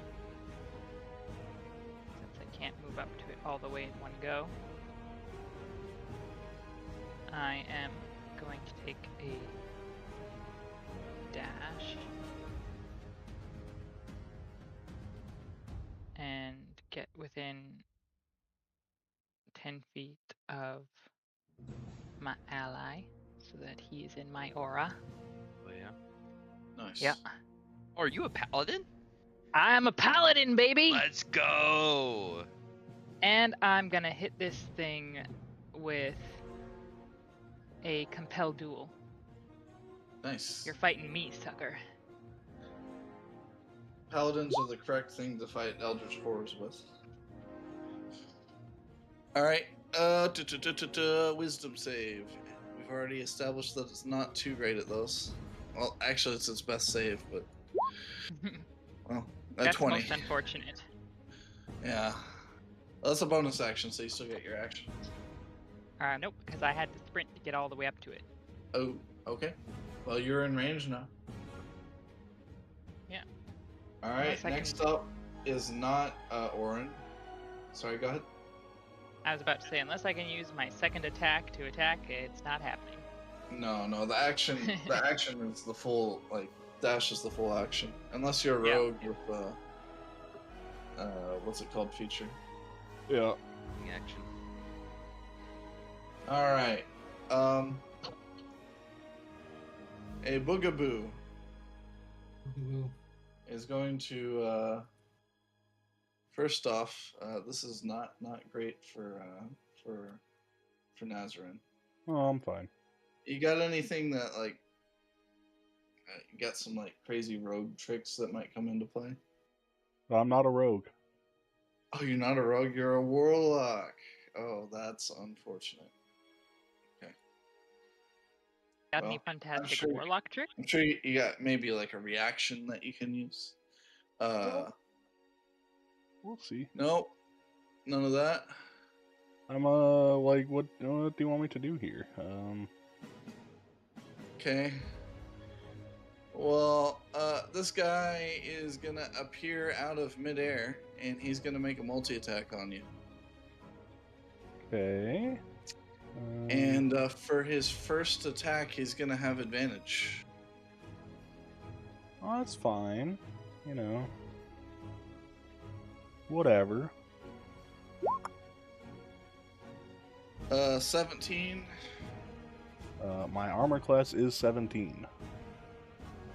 Alright, that's gonna hit for 12 slashing, and an additional 4 psychic. He rolled really low on that extra damage. That's fine by me. His second attack will not have psychic. It's gonna be a 9. That will not hit. Okay. That'll be his turn. And unfortunately for you, positioning does not work in your favor, because I'm pretty sure you're the only one in range. Is Risha in range? No, Risha's in range. Let's go pick on Risha over here. Yeah, you're also in range. That's true. That's true. Is there supposed to be another icon? I can't see anything on the... Well, he's not on the map yet because he was hidden. He was hiding. Okay. That's this whole thing. 1, 2, 3. 2 is Risha. He'll appear. Don't worry. He was stealthed. I guess I could use Hellish Rebuke on that guy, but I don't know. You could. That seems like a waste. Yeah. So these guys, just like the sort of the Hulk, just sort of appeared out of midair, just rippling through space. And this guy is going to make a Reaping Arms action. Oh, I'm sorry, that's the wrong character. I looked at the wrong character. He's going to make a Flurry of Claws action. Yeah, that's the one. The Mangler's going to make 6 claw attacks. The first one will be with advantage. Alright, a 23 to hit. For Risha.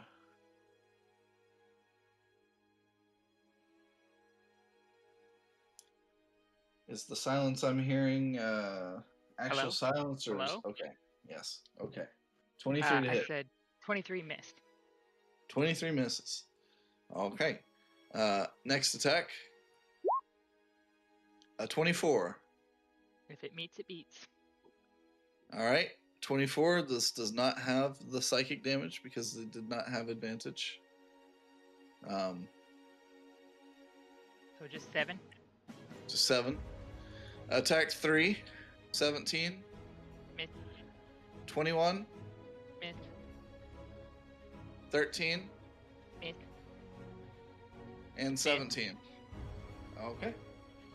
Orin, you are up. Alright. Let's see. You got any health juice? Health? What is your health at? I can't see your bar. I'm at like half. Yeesh. He's squishy. I'm over half, but you know, not as comfortably over half as I'd like.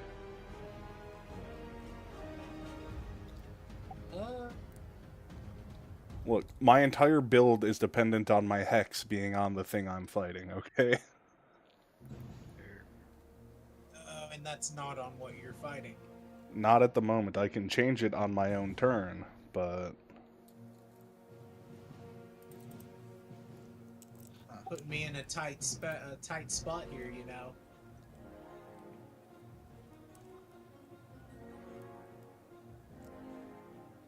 I guess I could get up to you.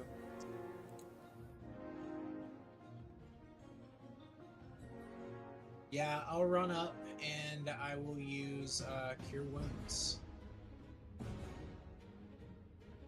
You don't need to go with a crazy level for it. Get back 13. That's fine.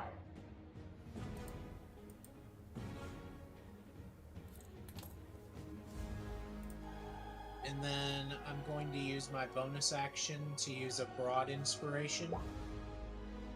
And I'm going to choose Nazarin and Tariq. And I'm going to give them both a D8 of Inspiration. Okay, thank you. Strike, destroy, completely annihilate. There you go. An infomercial. Is that your turn, sir? Gonna move back here, and then yeah, that's my turn. Sounds good. Claudius, you're up. Okay. All right. It is. Okay. I am going to go ahead and attack the big boy right in front of me here. I'm gonna move so that I am now within 5 feet of Risha, so we're like kind of back to back, and I'm gonna go ahead and take some swings here. Let's see.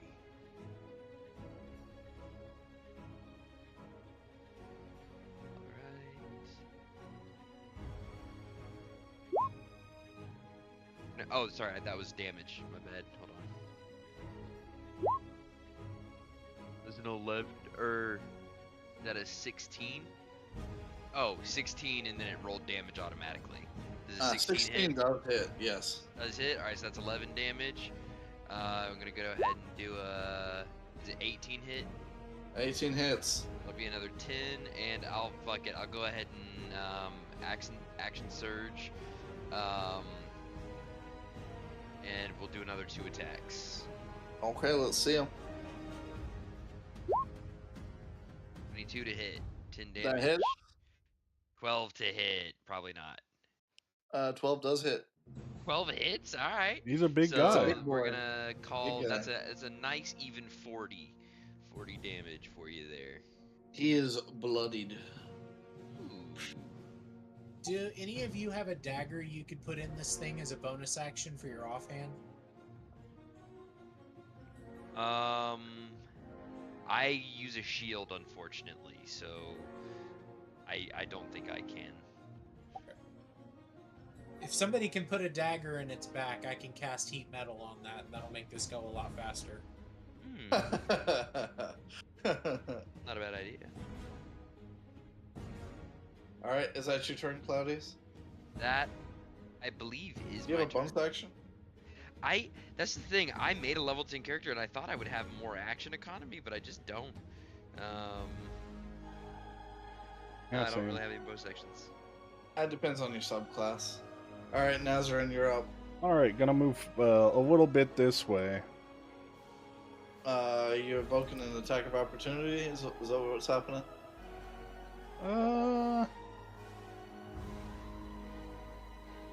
23 worse? to hit. You know what? You already did it. Yeah, we can say that. That's whatever. I'll take it. 7 slashing.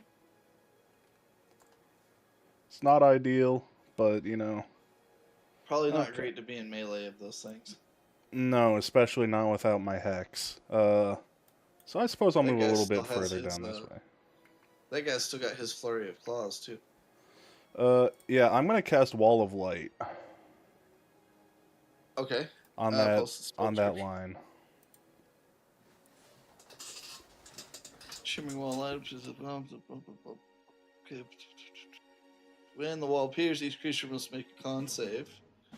Okay. Let's get 2 con saves from these guys. Con is not their strength. 17 and 5, they both fail. Go and roll for damage. Okay, that is 48, and they are also blind. Yep. Get the blind status on these guys.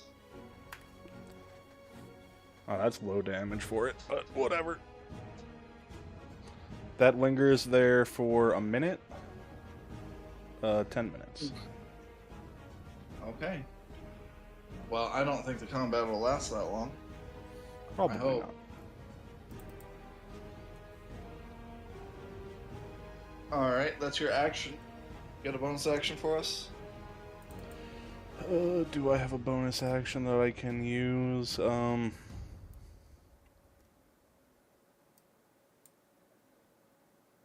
I suppose, I think summoning my packed weapon is a bonus action, technically. No, it isn't, but I already have it, so I don't know. So I don't really think I have anything I can use here at the moment. Okay. That's a fun spell. That's the nice thing about playing at high level, you get to see fun spells. Alright, Elmon, you're up. So I will move here.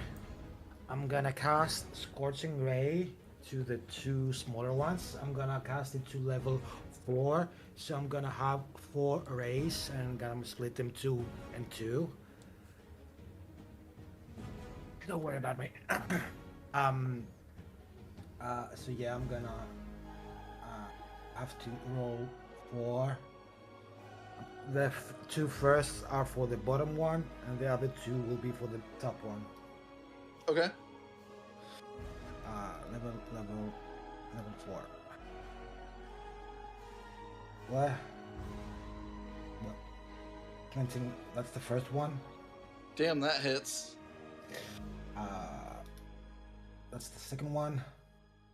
That hits. That's for the bottom one, so it's 11 damage. No. 2d6. Yeah. Plus. Wait, you did Ray of Sickness and then Scorching Ray. Was that on purpose? Oh, sorry. Yeah. I clicked The something. attack roll is the same, so you can use the same attack roll. Let's see. This is Scorching Ray, I assume. You'll have to re-roll the damage. That's fine. But yeah, that's the second one. That's the sorry, second attack. It's the second. Okay. And there's 4 points. Roll the other 2. And Scorching Ray. That's the other one. Okay. And that's the other one. So 11. And the last one's for the big guy.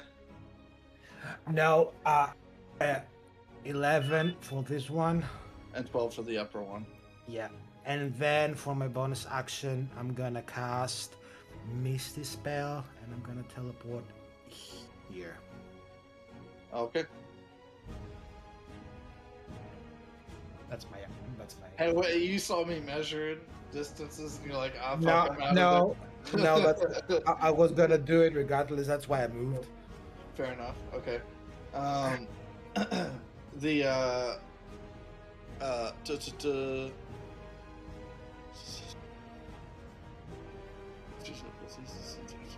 okay. The Starspawn Hulk is going to make a Reaping Arms action. I do it actually this time. He's going to make one attack against Claudius and one against Risha. This one's for Claudius. I should have said that first. 21 to hit. Does not hit. And then for Risha, a 17 to hit. Miss. Risha, what's your AC? My AC is 24. Jesus Christ. That's so dumb. She's literally just playing fucking my character from the. Oh, that's true. You had fucking 26, buddy. Yeah. Alright. Okay. You're right. Risha, you're up. This is. Okay. My goal was like literally to have an AC of. I think I was going for 30, and I just never made it. Nice. All right. Can you finish this thing?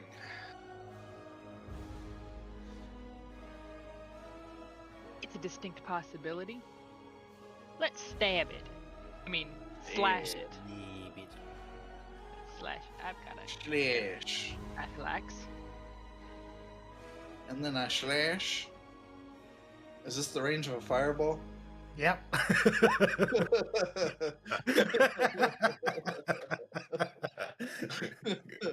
was like, that's 20 feet. That's a fireball. I almost promise you he eyeballed the shit out of that too.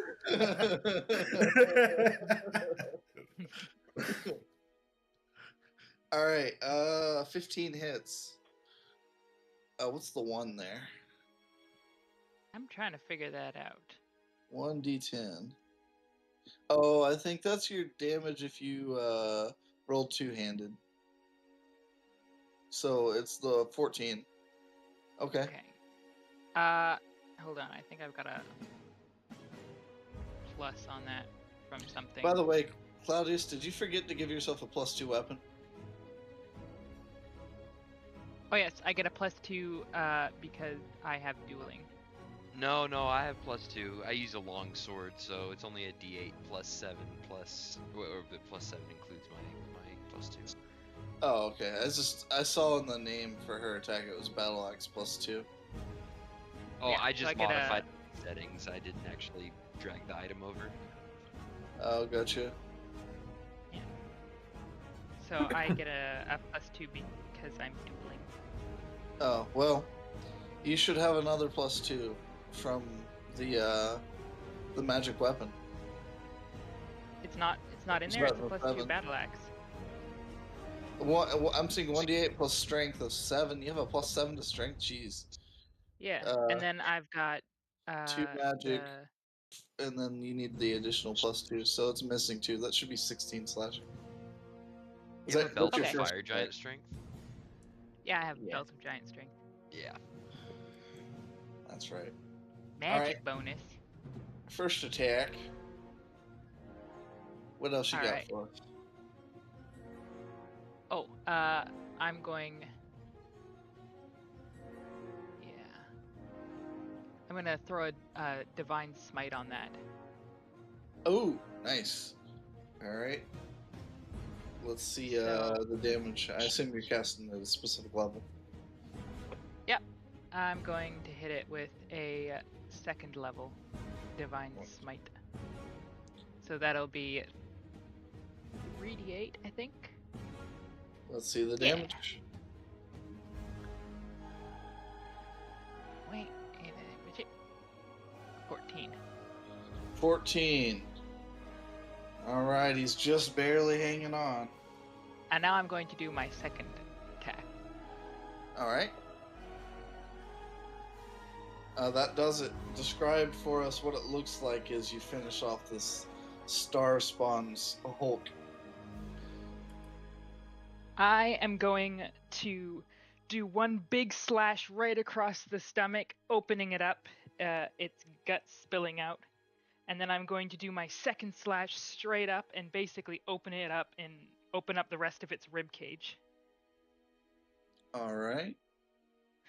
Yeah, it sort of splatters to the ground. You would expect there to be bones there, but as like where you strike where you expect ribs to be, it sort of just falls to the ground and turns to a sort of a black ooze that sort of seeps into the ground before evaporating. I see. That's why it went through the rib cage so easily. Aye. Disgusting. But that's it for me. Yeah. This Star Spawn Mangler starts his turn. Is it start or end in the light wall? For damage. Ends turn in the light wall. Alright. It's gonna try to get the heck out of this light. It's hissing and growling and it's just gonna sort of stumble its way to the nearest target, and that happens to be Orin. And it's going to attempt to make a bunch of wild attacks at you. These are all going to be at disadvantage. But it is going to use its Reaping Arms. Wait, no. Is this the one that did Reaping Arms before? It is. It's just going to do a normal multi-attack. Oh, that's the wrong one again. This guy. 2 claw attacks. Both at disadvantage. So 14 will not hit. And I don't know why. Oh, here we go. And 13. That's his turn. This one is going to do what I just said, and it's gonna. No, wait. This one uses Flurry of Claws last turn, so he's going to. He's gonna circle around. Dang it! Clicked on the wall. All right. This one's gonna like circle around out of the light, and it's gonna wildly swing at Claudius. Unfortunately for it, it doesn't see this. It's gonna pass by Risha. If you want, you can invoke an attack of opportunity. I shall indeed. All right. Let's see the attack. It is blind, so it has no idea that it's running past you. That is 10 slashing. Would you like to add anything to that? Its speed goes to 0. Oh, its speed go. You got Sentinel? I got Sentinel. Nice. Alright, it's sort of like... And, yeah, it's going to make 2 claw attacks at Claudius. It's sort of swinging wildly into the air. First one, 23.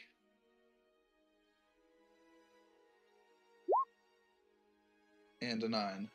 Does the 23 hit, Claudius? You are muted. Oh, my bad. Sorry. It would normally hit, but I'm using Defensive Duelist to add 4 to my AC, so no. Oh, I see. You wanted to, like, one-up Risha's what's happening here. Okay. All right. Like, we can't have this. I have to have the higher AC. This is a no damage run. This is a no damage run. Tell that to Nazarin. Yeah. All right, Orin, you're up. Claudius is sitting there like, you ain't gonna use your lay on hands on me, sucker. I'm gonna have my character. He's gonna take his dagger, and he is going to kind of like sidestep and try to like drive it into the lower back of this creature. Okay. I'll make an attack for that. Alright, that hits. Roll for damage. And I would say with a 27, you've got it stuck up in there really good. Like, it's not pulling that thing out. Great. Then I cast Heat Metal. Okay. Alright, let's see the spell. What level are you casting at? Hang on. Does it even... I'm just going to cast it at level 2. It doesn't need to be any higher. It's just a dot. So it'll take 2d8. 2d8. Alright, roll 2d8.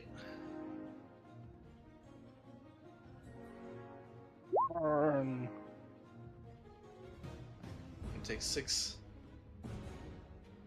Burn, baby, burn! All right. As we come around to the next turn, I'm gonna let each of you. I want to try and finish this combat out a little cinematically. So, sort of describe, rather than doing actual combat actions. Let's just speed this up a little bit. Describe for me how it is you want to contribute to finishing off these last 2 enemies. So you're not doing the finishing blow, but let's just speed this along. I think just in the situation that we're in, especially with Risha getting that sentinel attack on as this thing was trying to come after me, I think I am, as part of defensive duelist, I managed to parry and block its couple of strikes there, and then immediately just push up against it with my shield and just push it into Risha, so Risha can like chop it in half against my shield or whatever needs to happen. Nice. And I will like that. participate and do just that. Push it, like slice it, and maybe then kick it into the wall of light. Sure. All right, Nazrin, what would you like to do with just this, again, sort of cinematic action? Nazarin is going to pull out his packed blade and move up towards the one that's nearest to him, past that. He's going to take a few slashes at it and then kind of push it into the wall of light. Make it nice and easy. It's already there. All right, Elmon, what would you like to do with this sort of cinematic moment? Yeah, I would just focus on the. Oh no, he disappeared, right? The big one. Yeah, he's dead. Yeah, He I'm just, gonna like. evaporates. I'm gonna like turn my focus to the center of the plaza, and with my other hand, I'm gonna just flick my hand and just cast magic missile to the little guy that's on the wall of light and evaporate it. Nice. Not even care about him. Just throw three missiles, and just go towards the center, just the center of the of the plaza. Who put Nice. this 60-foot long bug zapper here? All right, Risha, did you want to do anything additional to what you said already? Nope, he shoves it towards me, and as it comes in, I just chop it with my axe right back into his shield. All right, Orin. Using it like a cutting board. Yes. Orin, for this last one, you've embedded your dagger in his back. He's burning from the heat. He's burning from the light. The wall of light is right there. He's just having a terrible time. How do you want to do this?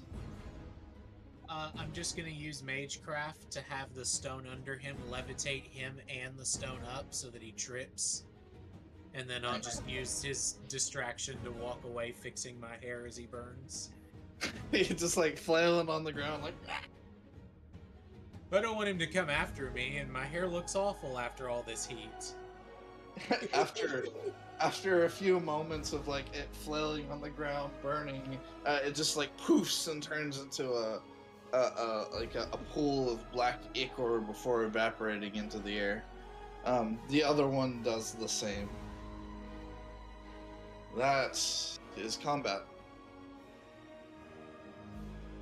I do love that even though Noct isn't here, Orin is very Odin coded in some ways.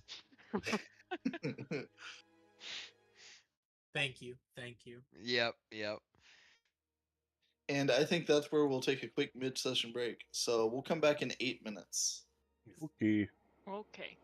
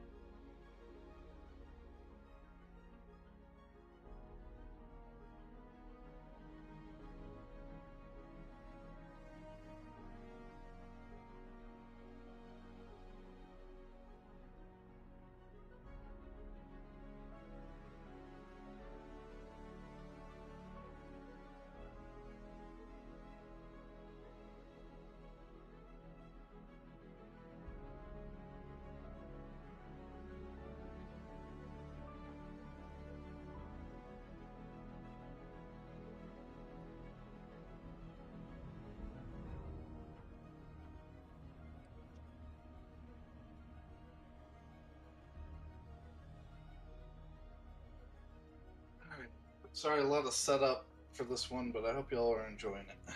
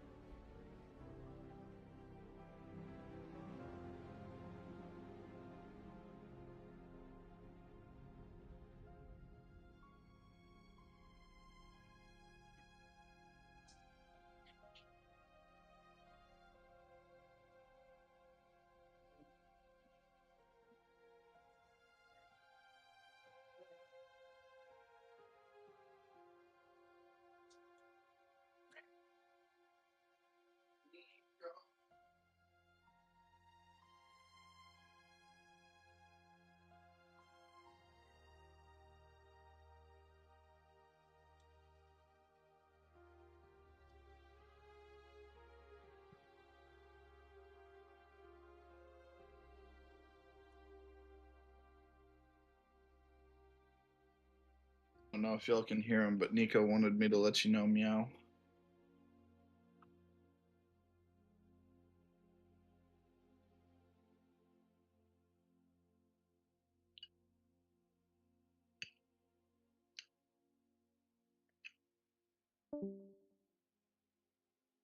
And he's gone. And he's back.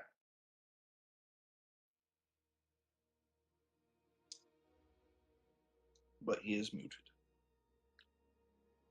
Yes. Sugar Cam is live in the Discord. Yeah. Oh. Kitty. The meow meow.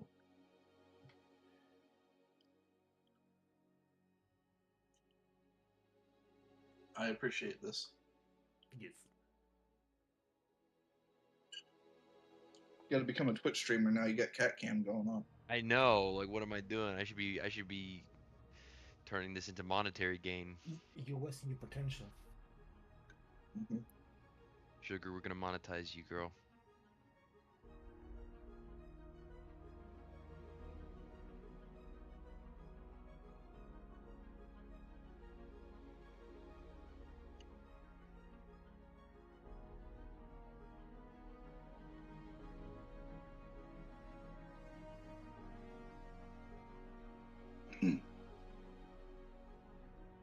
Between the 30-minute start delay and the length of that combat, any hope of a of a one shot has evaporated. No. Yeah.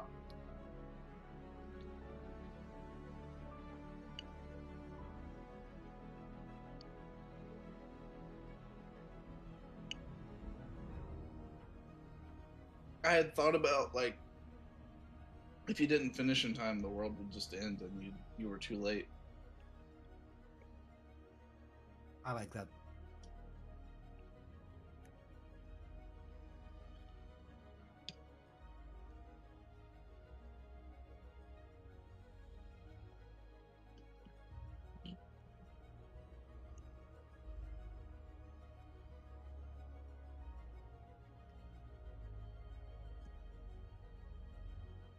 Why did the world end? Well, God had Wi-Fi issues for the first half hour.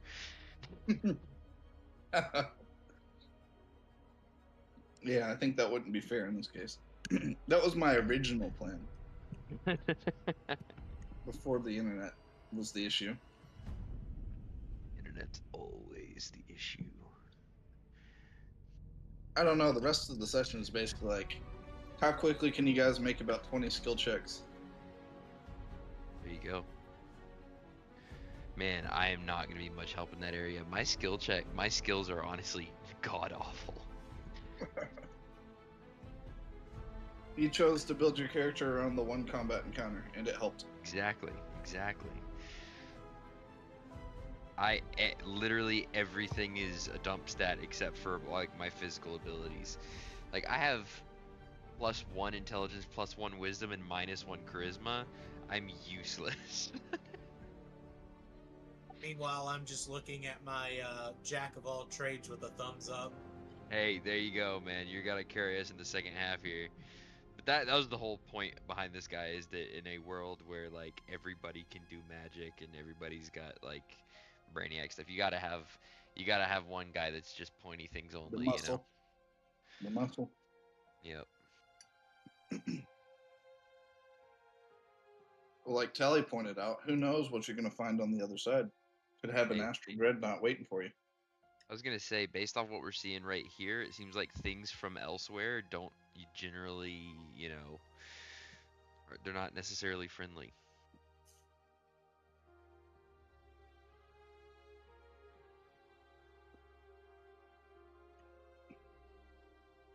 What do you mean by elsewhere? It's things that are from not the material plane, just based off of this encounter. I mean, well, unless these things are from the material plane, but it seems unlikely. Gotcha. I wouldn't read too much into the fact that they're called Star Spawn. That's just the monster block that fit what I was looking for. They don't normally look like that either. They look like aliens.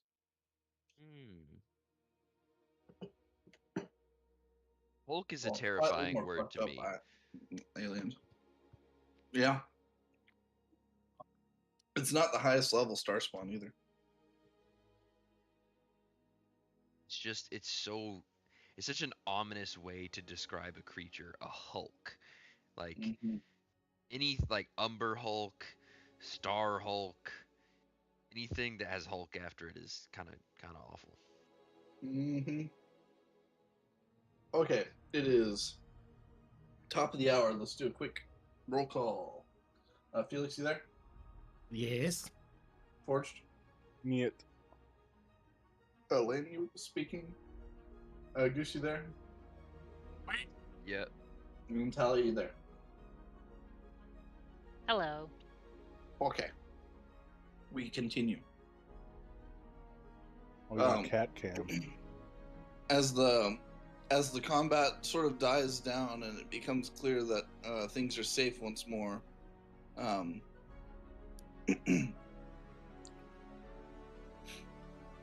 Nadir runs up to you all and says, "Oh, well, I'm glad I've got such fine warriors at my side. So, where shall we go first? I will provide whatever assistance I can. The others have already departed to their stations. They're preparing the work for us." Well, the power was the Secure suggestion. the power station first. Indeed. Go ahead.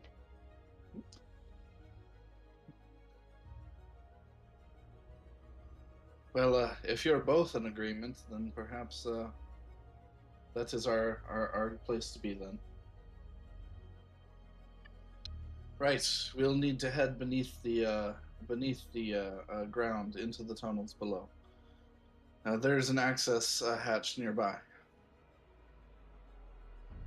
and he will lead you to the tunnels beneath the city. The descent beneath Ishande is steep and immediate. The ordered geometry of the city gives way to an immense cavern. Crystal ribs the size of towers arc overhead, intersecting into precise angles that now tremble under strain.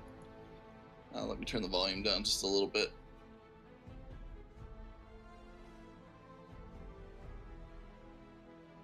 Here we go.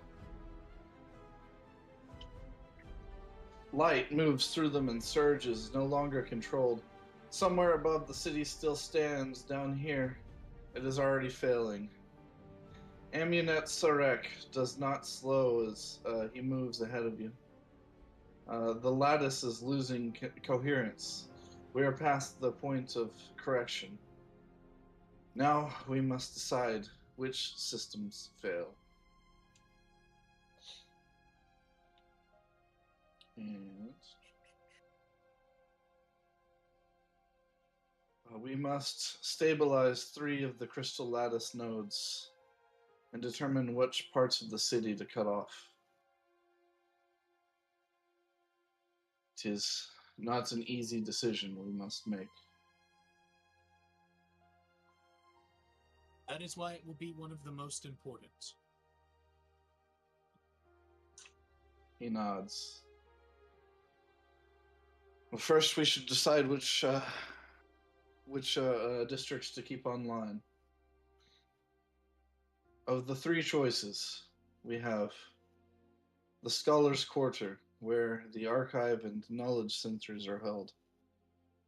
He looks to you, Elmond. Mhm. I know that you would not want this, Yeah. but compared to our other options, we have the second, the Market District, where food distribution and our trade infrastructure lie. Third, we have the Residential Basin, where the most dense housing is located. One of these 3 must go.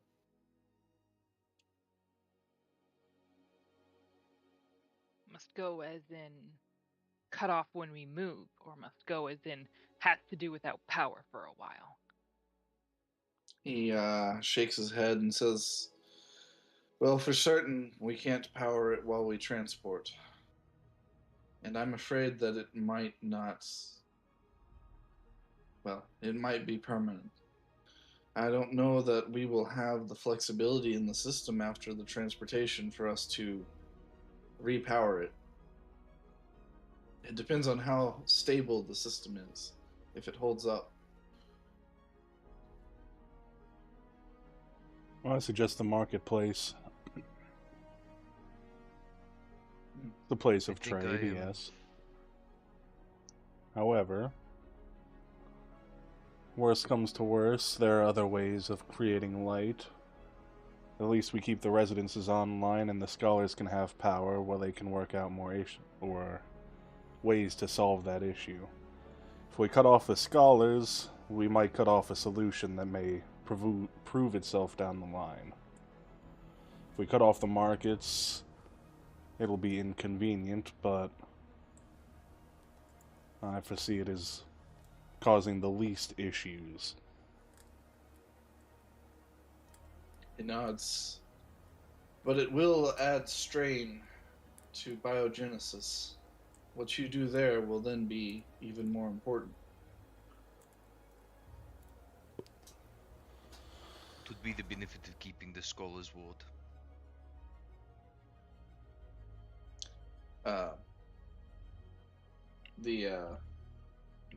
The engineer turns his attention towards Elmon and says, well, I think our friend here has a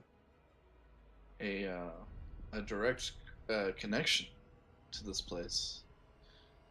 And as was discussed in the meeting chambers, our goal is not simply to buy time, but to buy time in order to try and find out why and what is happening and how to reverse it.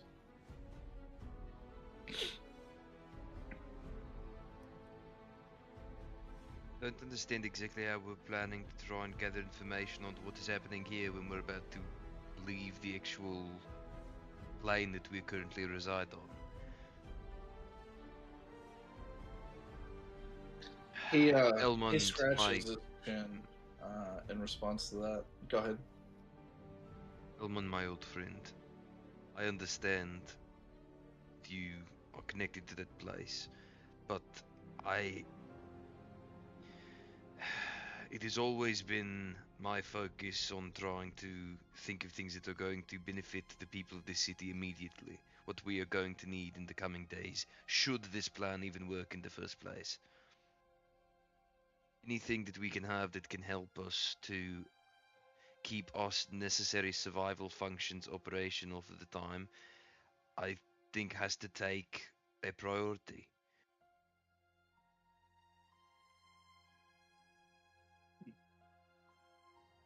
Felix, if you're talking, you're muted. I'm not. Okay.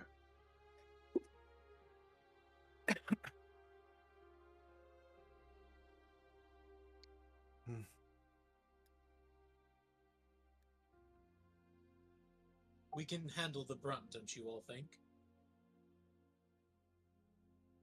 Brunt of what exactly? Whatever we need to do if we shut down the market board. We can carry this burden for all of this city and perhaps even more. Well, the market makes sense to me because it's mostly for trade. We don't have any trade lanes coming in anymore. We haven't for a while now. Exactly. It's not only organization of trade, though. Based off of what our friend here is saying, it's also how we organize the spread of food. Is that not what you said? He nods, but still with this sort of hand on his chin, he says, I mean, no, but as you say, perhaps it wouldn't be so difficult to reestablish new communication and transportation lines. I think we can work with this. He nods. Though it has always been the backbone of Ishante, trade will not behoove us in a pocket dimension of the astral plane. I'm inclined to agree with you all. Well, most of you. The market, I think, is the correct play. Let's shut it down. Here are your instructions. I must stay here at the central junction point. I need you to head out in separate groups. I need each group to head to 3 different locations. You'll be traveling directly underneath the locations you are to stabilize. Keep in mind that everything we've just said about keeping the residential area and the scholars' quarters online, it's all theoretical if we can't stabilize the network.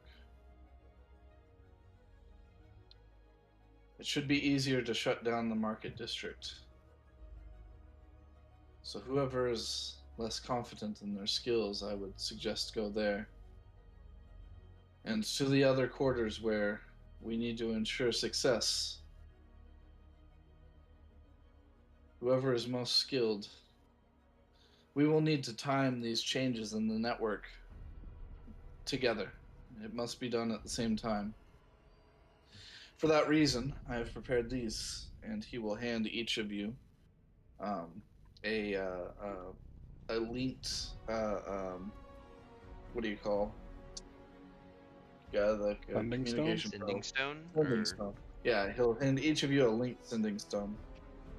This will allow you not only to talk to me, but to everyone connected to the network.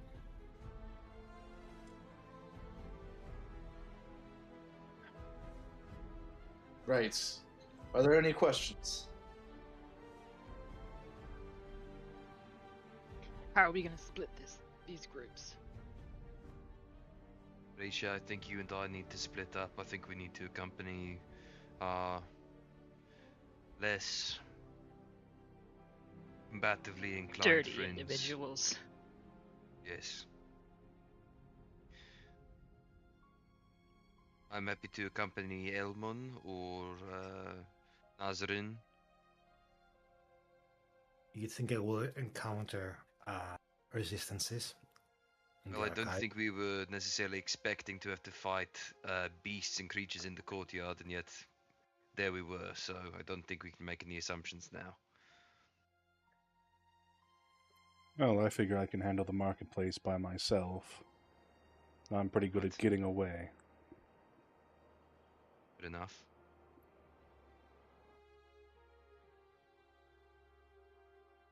And if we have All any right. angry people, well, you know. I'm going to go ahead and go with whoever's going to the most important part. I believe that I can provide guidance in such situations. I would say probably the residential basin then. Scholars' quarters is important, but not only does the housing is the housing required for us to sustain ourselves, but there are important life preservation tools there. The hospital is there.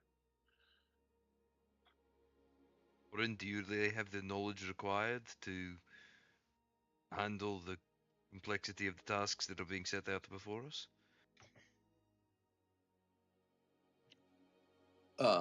Amunet will step forward. I've written everything you need to know down on this paper. As long as you can follow the instructions, you should be able to complete the task. And if you need anything, you can always ask over the sending stone. And he hands each of you what amounts to a technician's manual. It's not a small reference material.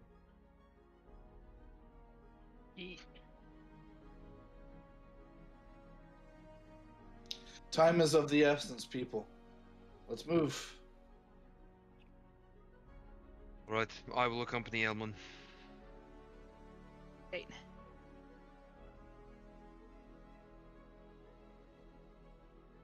I got Alright. our Dragon Boy. Don't worry, I'll protect your fragile dragon bones. I'll say, giving him a nudge with my elbow. He looks at you. I'll have you know I'm 9 times your size, Runt. He'll follow after her.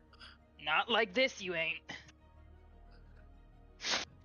All right, let's go to Nazarin first. So, Nazarin, you have a sequence of a couple of checks to make. There's a couple of different ways you can do this. You can attempt one of the following 3 skill checks, or if you think you might have a relevant spell, you can do that as well. You can do Arcana. Sorry. Have I taken a short rest between now and then? I would say probably no. Okay. Then I do not have a spell that I can use. All right. Well, you have 3 skills to choose from then. I still have access to that bardic inspiration, though. Correct?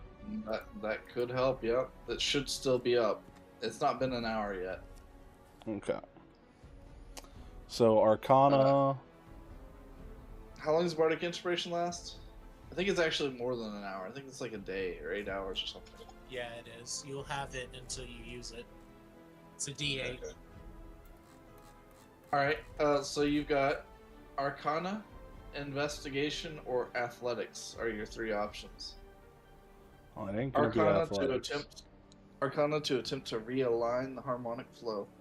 Investigation to identify fracture patterns and stress points to fix them.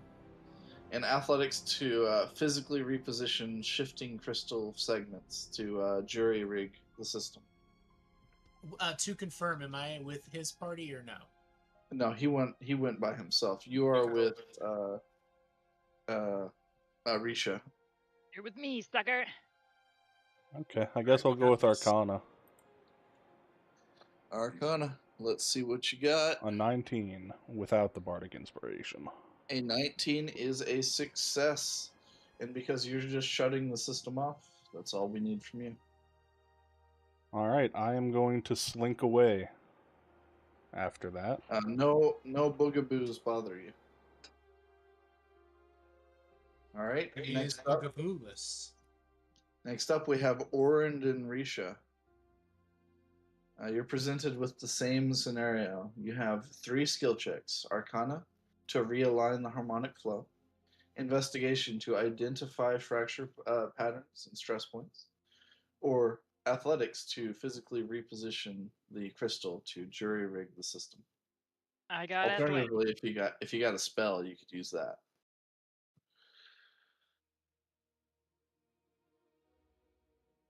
I have athletics if we want to just muscle it. Your athletic score must be absolutely insane. What are the options again? Can I make these checks? Yeah, so it's either one of you, and you can help each other as well. You can do Arcana, Investigation, or Athletics, or if you think any spell might be relevant to the situation, that is also an option. And we're the purpose is to repair the system. If you were an artificer with the mending spell, this would be like the perfect place to use it.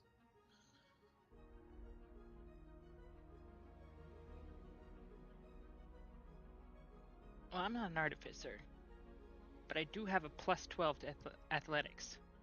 That's pretty good.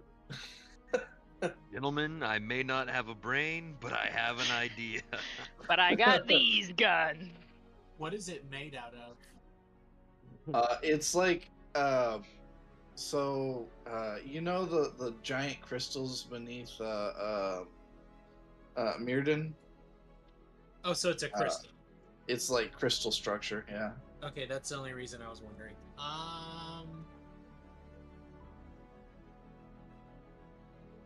We can do it like adjusting a picture frame. You can stand back and be like, a little more to the left.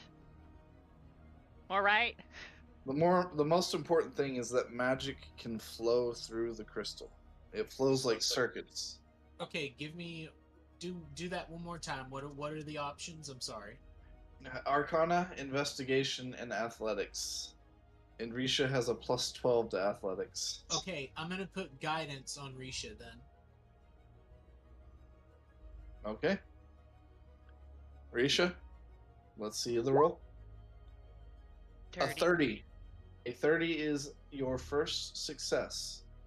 You need 2 successes before 2 failures. Wait, what does guidance do? That gives you a D4. Add a D4 to all of your rolls until the spell ends, and I think it's like a few seconds.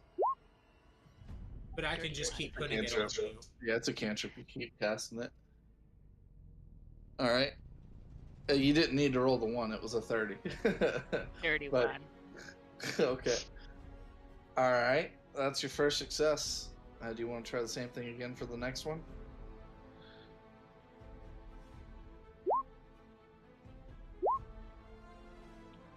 $28. 28. Okay, yeah, that's 2 successes. The crystal's vibration evens out under your touch. It's light stabilizing into a steady azure pulse. Now the lattice realigns with a sharp, resonant tone. A briefly pure, almost musical sound rings out in the air before it settles. Orin, you feel a note of inspiration in the music of the crystal. Okay. All right.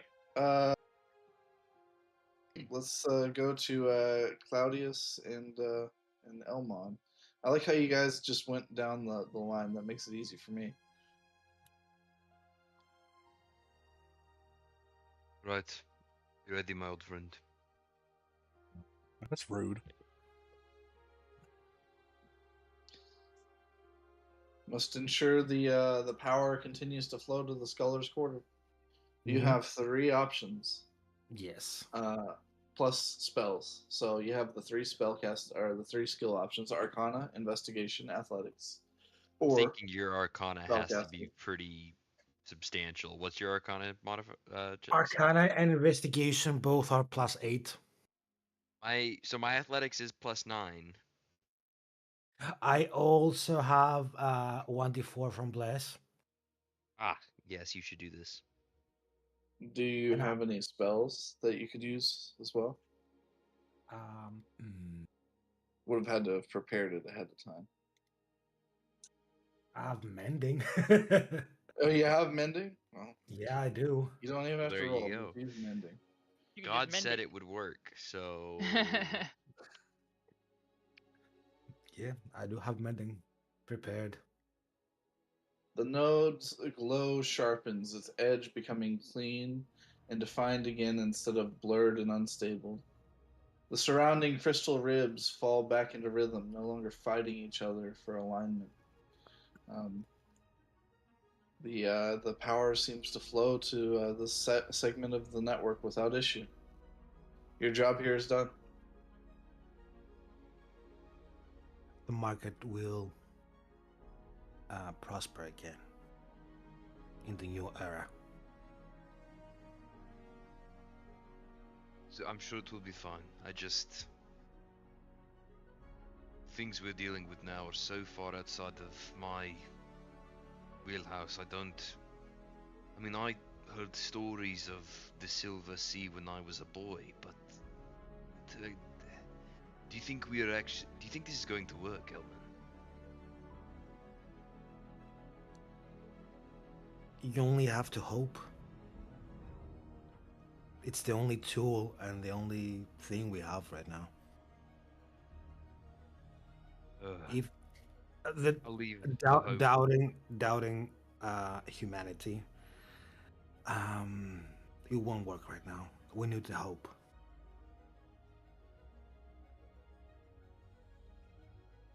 I'll leave the hope to you and Orin. Just tell me what you need me to do. Go for the next step. Onwards then. And Yeah. I guess we'll reconvene with the group.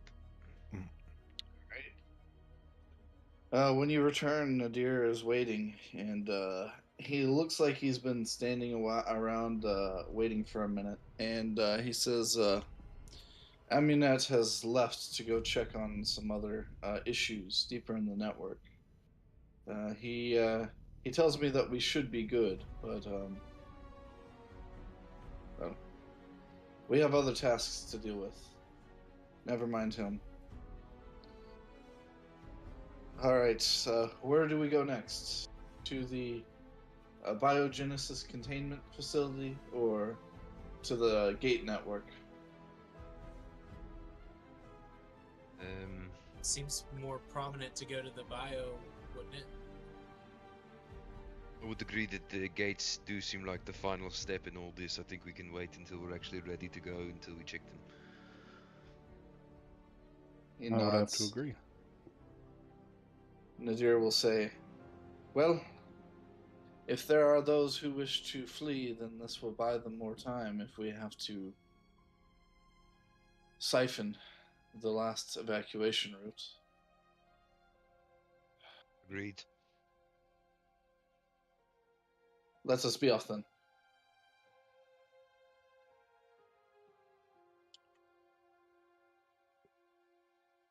You're led out of the hall, back into the city center itself, and to a grand, a skyscraper. Really, is the only way to describe it. Within this building, floor upon floor of scientific research facilities perform all kinds of tests, from biological to chemical, to understanding the very physics of the world. Where you're going, however, is the vaults beneath the building. You head down the stairs, deep below ground, and eventually come to the doors to the biogenesis halls, where researchers modify and extract new beings, new creatures. They develop crops for the development of or for use in harsh environments. They modify creatures to better survive with fewer nutrients. As you open the doors, humidity presses in, followed by the scent of earth, water, growth, and decay. The air is thick with the smell. Terraced chambers stretch outward, each holding a different system.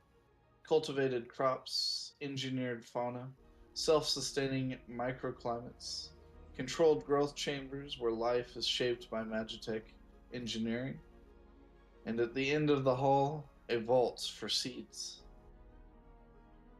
Sifu Inara stands among it, one hand resting against a living structure that pulses faintly beneath her druidic touch. She turns to face you as you enter. These systems were built to sustain a city connected to the rivers, the rain cycle, the fertilizer generated by lightning strikes. They were never built to survive to the end of the world. In order to develop a renewable ecosystem in a pocket dimension, isolated from the resources of the outer world, we will have to make some difficult cuts.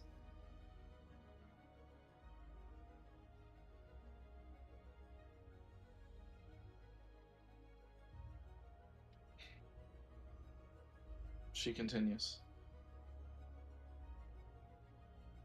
Our system here cannot be used to maintain all of the species here without external resources. As Ishande was a trading hub, most of the resources were brought in from afar as they were needed. I mean, we're lucky to even have spent the time to develop the microclimate system needed for what we have here. I was concerned that energy might be insufficient, but it seems like you've dealt with the crystal lattice. I don't think we'll have to worry too much about power. Just about deciding which species we can afford the resources, the fertilizer, and the water to maintain. I understand your trepidation around these things. I know that it can't be easy to make these decisions, but we need to make them quickly. At the end of all this, based off of how things have been going, we might, not only is this going to be some of the last remnants of the life in Ishande, this might be all that's left of Grindel, with how the void has been spreading. So, make your decisions wisely, but make them quickly. She stumbles and sort of gasps like she knew that this was coming, and she looks behind her and she looks up at you again. She says, "Preservation is not neutral. What we carry forward determines what will survive. And to be truthful, these are all decisions I'm practically capable of making for myself. But I fear I would be biased in my selections. To decide which of my children gets to live or die, knowing we may well never bring them back. I'm sorry, my friends. This is why I've asked for your help in this. I cannot do it. I won't." And she begins to cry. I think at this point, I think that while she's like kind of distracted and obviously like in her emotions, I think Claudius is going to very pointedly turn to Orin and just like give him a look like, "Listen, man, this is your area. I nothing I say is gonna help us move through this situation quicker. Like this is gonna be your this is gonna be your role."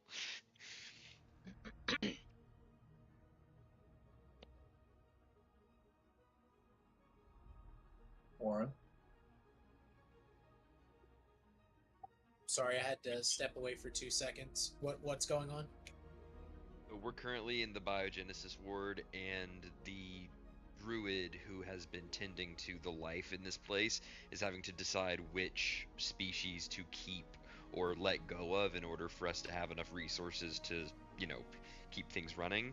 And she's very emotional about it because she essentially just said that she views these different. And is it plants and animals, or is it just plants, or like Plants, what? animals, fungus, bacteria. She views all these different specimens as her, like, essentially her children in a way, and she can't make up her mind about what to leave behind. I've already said that she needs to decide quickly, but that just made her cry even more. So I looked over at you and like as the charisma haver, I'm like, listen, man, you gotta, we're gonna need you to step in on this one. Like, like we can't really afford to spend too much time on this. Okay, he's gonna step forward and he's gonna go ahead. Let me grab it. Where the fuck is it? Nazarin will assist you with whatever you do. Oh, I realized, by the way, I forgot to share this handout with you guys earlier. Here you go. Oh yeah. Thanks, I hate it. Fucking awful. Look at those little guys with their little eyes. What a scamp. If the druid wasn't there, she would have wanted to keep one. So I'm gonna go ahead and start by casting Calm Emotions on her. Okay. Good call. Good call. She as you cast the spell, she nods and sort of wipes the snot that's sort of beginning to form on her nose, and she nods and closes her eyes for a moment, takes a deep breath. Thank you. Look, it's not just as simple as, I mean, let me explain. There are 3 systems that we must make a decision, make cuts on. We have sustenance. We must decide which of 3 crops to cut. I have, and she'll walk over to one of the sections of the lab, and she'll put her hand on a panel. Of all of the species here, these were the 3 that could be put on the cutting room floor. First is the Kemetic grain reeds. They are known to have dense, fast-growing, and stable crops. They thrive in controlled irrigation like these chambers. They have a high caloric output and they're reliable.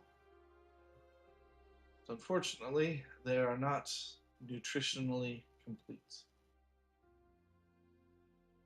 And next we have the sunroot bulb. This is a tuber, like a potato.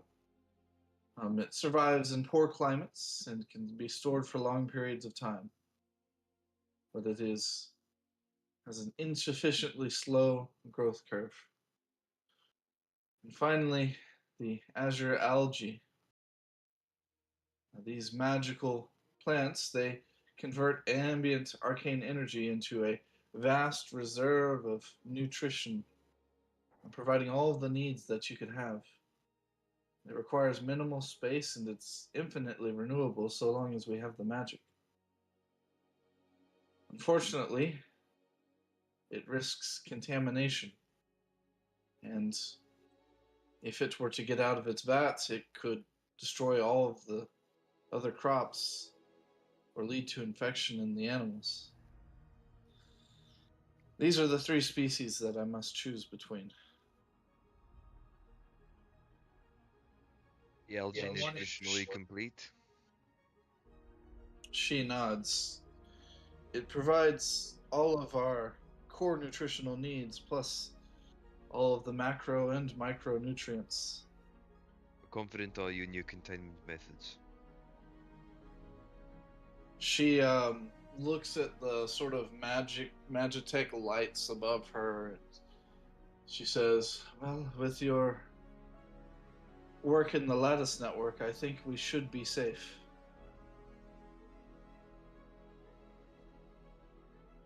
Seems to me that the most pressing issue is going to be keeping people alive. It sounds like the green reeds are safe, they grow quickly, and even though they might not be nutritionally complete, they provide enough calories for someone to at least live. Right? A basic ration. Very Basic important. ration, exactly. Is that accurate? She nods. Yes, it is like a super version of your traditional wheat. Um, we can make bread, we can make cake. Excellent. A wide variety of foods can be made. It is truly a superfood. We're choosing which one to keep then? We can keep 2 of the 3. Then it must be the potato and this one. The one that could risk contamination could be a widespread, absolute extinction event, just like we are having now. It is better to leave nothing to fate. Not to mention, we don't know what kind of energy it'll be feeding on once we move. It might pick up something weird. We don't know what lies in the astral sea beyond. We don't know if the magic held within it would be accessible to us or not. It could drain our entire stores of reserved energy. Not to mention we'll need magic to power everything internally. It is better that we leave that to the tasks at which it must complete, as opposed to growing. We can grow things perfectly fine, as we have seen. And we have 2 great options. One that will be long-term and calorie-full, and in the incomplete of that, we shall have the short-term and the not-so-great. In other words, we'll have waves of good times. Just like we do now. Spring, summer, fall. It will remain in equilibrium if we choose these 2. That is what I believe. And even if it's not nutritionally complete, you can't deny the fact that the populace will probably be much happier having products created by wheat and potatoes rather than having to eat bowls of glowing algae. So... Not to mention, this isn't the only things they'll be dining upon. The other parts will be sustained with other things that will be offered. The choice is obvious. Very well. I think you have your answer.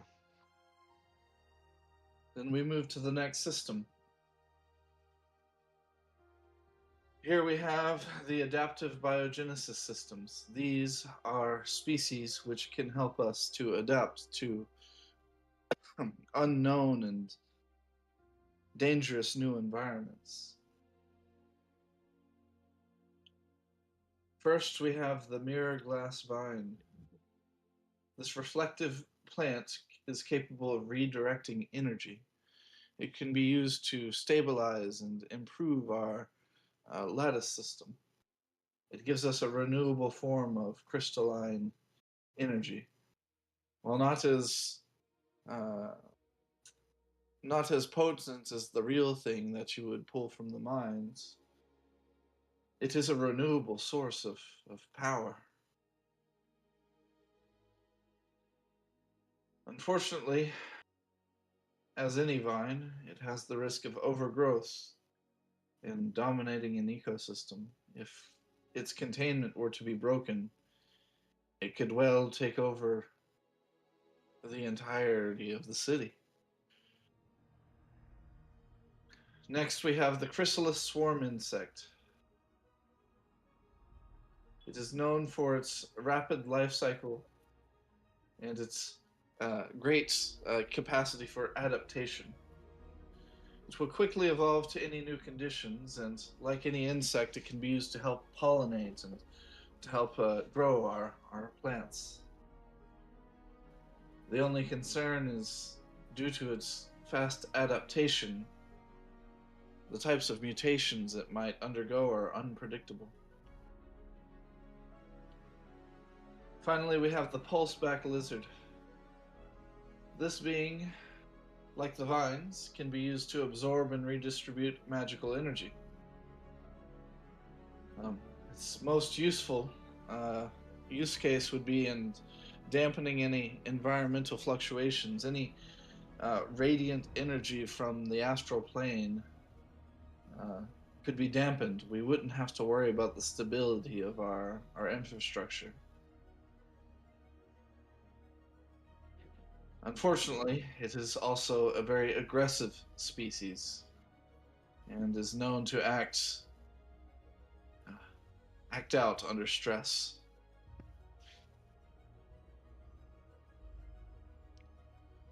We must How choose. big are these lizards? The lizard's about the size of your forearm.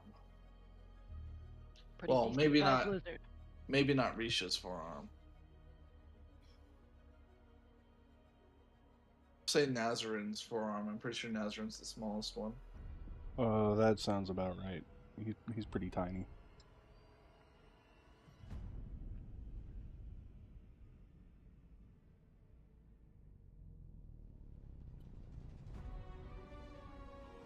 Let me Lizard's probably pause. good.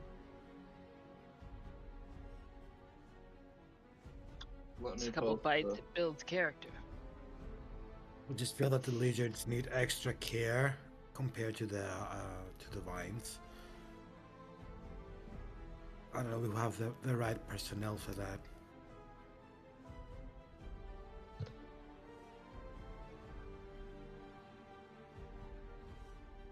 What kind of care do these lizards need? Well, as long as they're left on their own, allowed to absorb the transient energy around them, they shouldn't need much else. They don't even need to feed upon insects or plants. They derive their sustenance from magic. But still, they need a guardian so they don't go out of control. She nods. We have the containment facility here. So long as none of the other species break containments, then they should be safe here. They'll only act in aggression if pushed to great stress. I think we're gonna need some city Like going to stabilization. another plane. That kind of stress. If all goes well, they shouldn't even notice.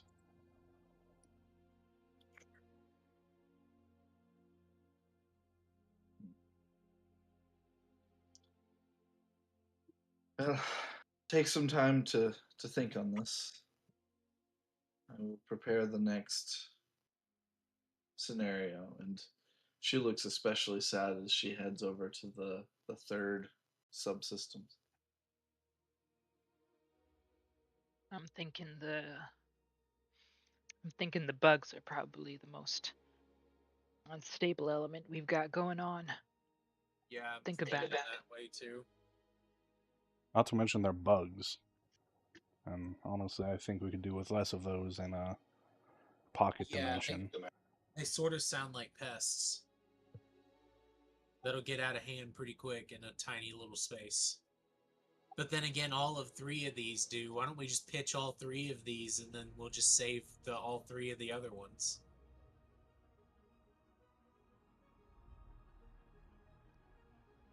See what I'm saying? Well, the vines are useful, and they shouldn't be too hard to maintain. Provided everybody doesn't go extinct or anything, you just need to have somebody come and do a little bit of gardening. Pruning. Yes, that's the word. Can some of the animals eat them? Gotta have some natural predators, right?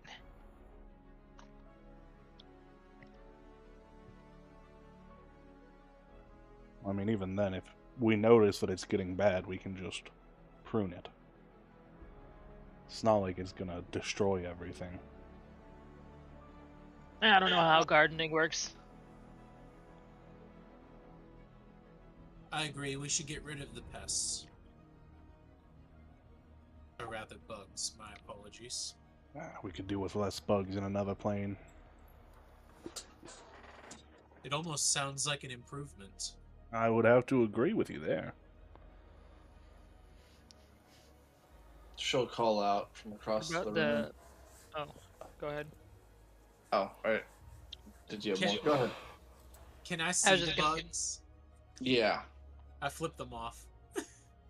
They seem to like they don't recognize obviously you flipping them off, but as you like regard them, they seem to like gather up into like a big swarm and like fly towards the edge of their enclosure like a glass wall and sort of like buzz around you and then fly off to the other side of their enclosure. These things This are is the size of dragonflies. They're quite large. Jesus Christ. Yeah, he's especially happy these things are going hostile Lagon gone. Okay. Is that the decision then? I do What have about a Paul's question NH? though.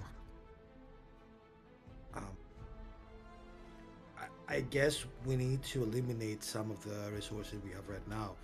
But what if we could almost like froze them? Eliminate one of each section, but like for example with the vines, maybe if we eliminate the lizards, maybe we can safe keep an egg or two eggs, so we can like populate them afterwards. Or if we eliminate a flower or flora in general, maybe we can keep some seeds for later We do use. have the seed vault. Yeah, there is a seed vault. That is true. We can eliminate the resources now, but we can safe keep part of them for later use. We don't have to completely eliminate them. It's whatever Interesting. we want to go without temporarily for a while. Yeah. And I Yes. say that we can go without those bugs for a little while. I would have to agree. We'll see how we do. Well, Let's look at the your next one. your curly hair would make a great nest. All right, this is our final subsystem that needs stabilization. We have 3 species here as well. First, we have the desert strider antelope. It is the national symbol of Ishande. They are a resilient species known for sustainable grazing. Unfortunately, they prefer a large habitat. It would be possible for us to maintain a few of them within this pocket dimension, but it would be a largely symbolic and cultural meaning. Next, we have the blue lotus of Ishande. Like the antelope before, the blue lotus is the symbol of our city. It is a sacred flowering plant tied to our cultural identity. It also has some medicinal and ritual significance. Unfortunately, it must subsist in very fragile environmental conditions. It will be difficult to maintain. Third, we have the emberback scarab. These creatures are tied to the way that we have traditionally handled waste. Rather than using a complex sewage system, we allow these creatures to deal with the waste for us.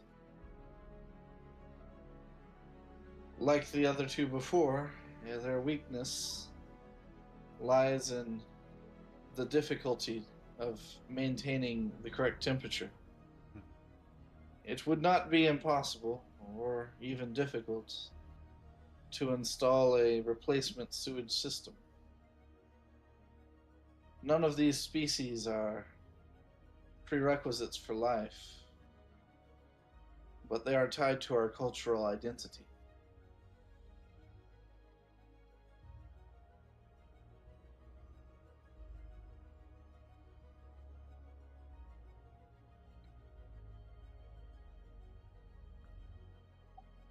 I say we keep the deer thingies, the first one, and Antelopes? the last one. Yeah. The So you say flowers we can live without, but we need the poo-poos to go away. And I mean, Well, it's not going to hurt to have something extra to eat if shit hits the fan really hard. Well, it's not only poo-poos, it's human waste, so that means body as well. So if everything goes wrong, but we still succeed in the transport, it would be a great um, benefit to have them. Oh, actually, that's a good point. Do they produce manure like usable fertilizer? She nods. Yes, they can be used in the production of new fertilizer.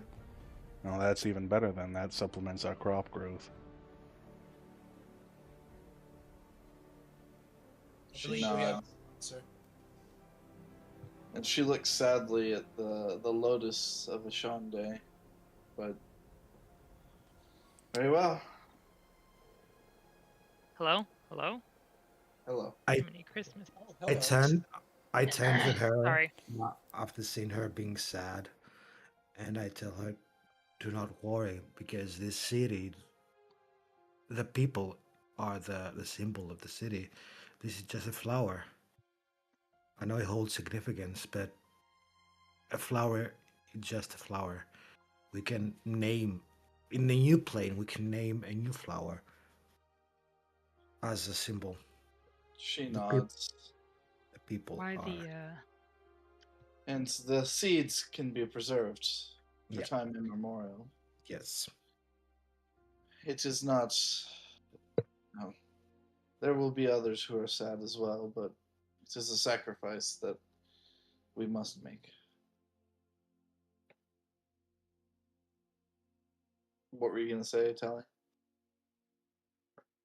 Nah, I was saying things before, but everyone kept talking over me. I'm like, I wonder why. Oh, my mic is off. That's why. All right, very well. We have our decisions made, and with your power redistribution, the seed vaults should be stable. Um, I heard you mention the eggs.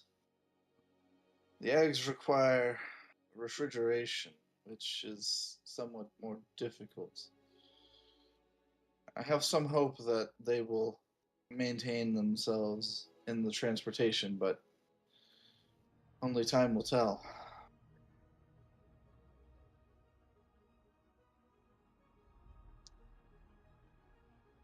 Hopefully, the astral plane is not too hot. And she sort of chuckles. Well, regardless of what it is, we'll make do. We have to. Indeed. And as you're finishing your final decisions here, Nadir approaches from the back of the room. All right, have we made our decisions? It would seem like it. I'd say we've all That's- come to a general consensus. Then I think we should hurry to the gate network. Time is of the essence.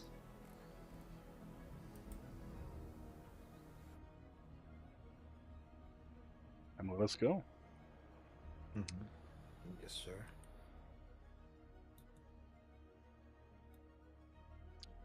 As you leave and the pressurized doors begin to seal behind you, only the sounds linger.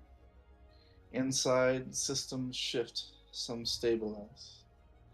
You hear Sifu moving, fast at first, then slower, and then nothing. Finally, a sound you were not meant to hear. There are no words, just grief.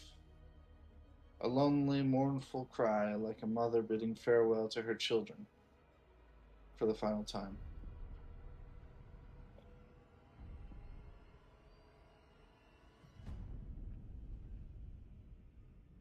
As you reach the teleportation relay hall, it feels like a place built for order, but right now it is desperately failing at doing so.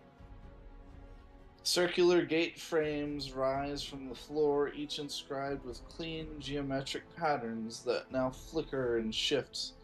Light passes through them and pulses out of unison. Some lag and some surge ahead. A crowd of people gather near the one functional portal at the far end of the hall as city guards try to maintain an orderly transport for the citizens. Neferu ibn Salim stands at the center of the chamber, unmoving, his eyes fixed on the network as he tries to prepare the final changes needed for the teleportation network. As you arrive, he turns to you first, Risha. Good, you've made it. I'm glad you're all safe. What's the situation? Well, they're not broken. The network is just disagreeing with itself. It's unsure how to deal with the other side of the portal simply disappearing from reality. Each of the gates will need to be manually reset. And, well, I need to stabilize the central core while I have each of you help me with this task.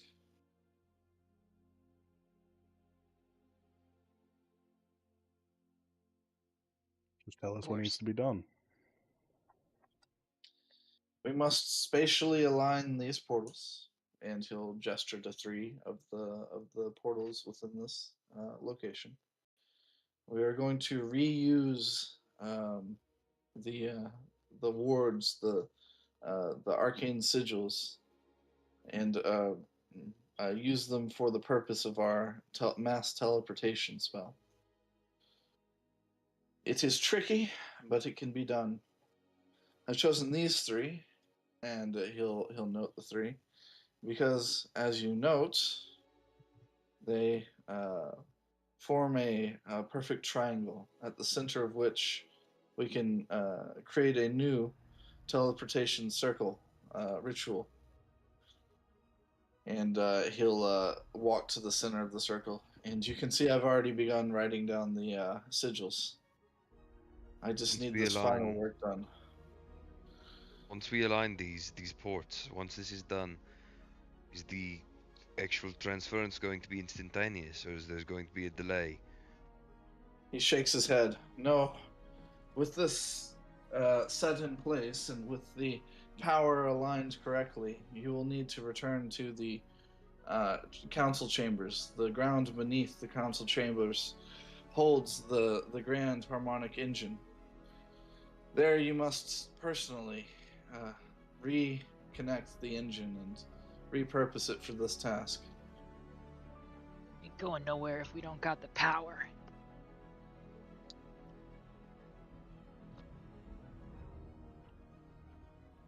Let's get started. Like slamming my fist into my hand. Right. Well, this is what I need you to do. And similar to the previous encounter, there are 3 devices that need to be fixed. You have the 2 that are currently broken and not working, and then you have the third one is the one that is being actively used by people to teleport out, to escape. And he'll We have mention. a sense that. Oh, sorry. Go ahead. He'll mention that you'll have to convince the people either to stay or we'll have to wait. And time is running out. That might be the most difficult task.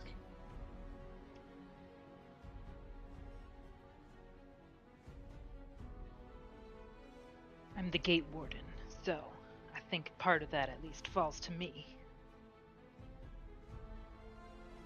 He nods. I appreciate that. I think it will provide reassurance to them as well that this must be done. Your presence there will certainly help. I'll go with you. I feel like maybe some information on what the outside world is at this point may bring something. I might be able to convince them to stay. Give them a chance at living here rather than whatever lies out there. Very well. Then for the technical work on the other two portals, he looks between the remaining three, Orin, Claudius, and Elmon.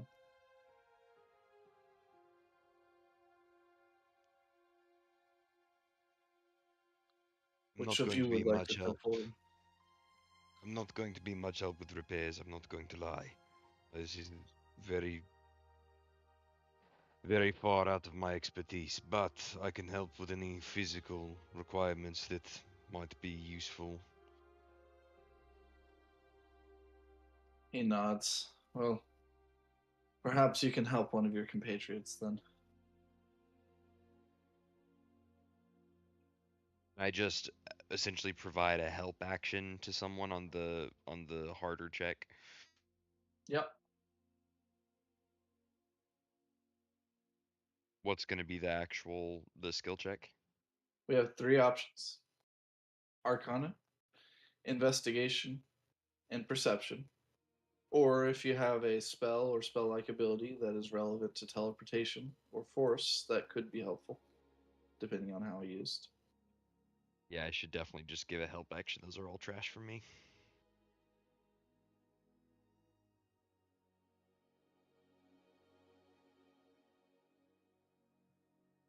Any chance I can take a short rest? I would say between the last two things that you've done, you've had enough time of not doing anything taxing that you can have a short rest. Okay. I have my spell slots back. All right, well, I suppose we have our orders. And he turns to you, Orin and Elmon. Which of you will take Claudius? I shall do so. He nods. Very well. Best of luck to you, and Godspeed. All right, then Orin and Claudius, I'll have you go first. You have three options: Arcana, Investigation, or Perception. Or alternatively, if you have any spells related to force or teleportation that might be beneficial in this situation, those could help. I have planar binding. That would actually work here, I think. So basically, you're trying to stabilize the teleportation circle. That's actually perfect, really. That's really exactly what is needed in this situation. Do you want to describe for us what it looks like as you stabilize this teleportation network? Well, what is Claudius doing? Like, do we walk up and he just kind of like waves for me to go ahead, or?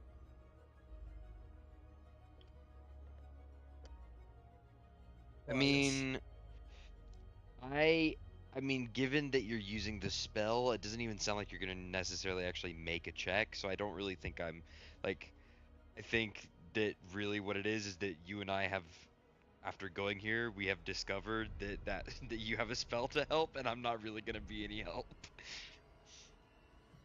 We approach. My character goes up and he is going to put a hand. I'm assuming that's something you can touch. Yeah, it is.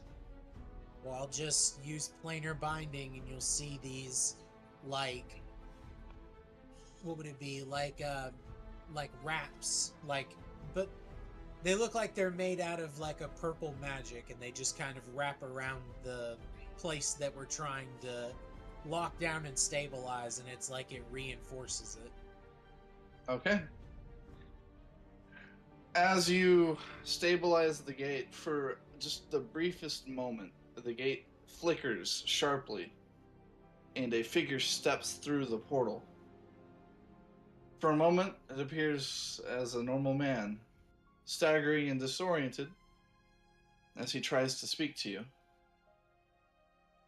And then his body fails to hold its shape. His limbs shift, his mouth stretches, words collapse into overlapping, incoherent sounds. He doesn't understand what's happening to him. But part of him is still there as he transforms I quickly into a cast haste monstrosity. on Well- Claudius. Oh, okay. Nice. Oh shit. That is a gibbering Claudius, mouther. keep that fucking thing away from me.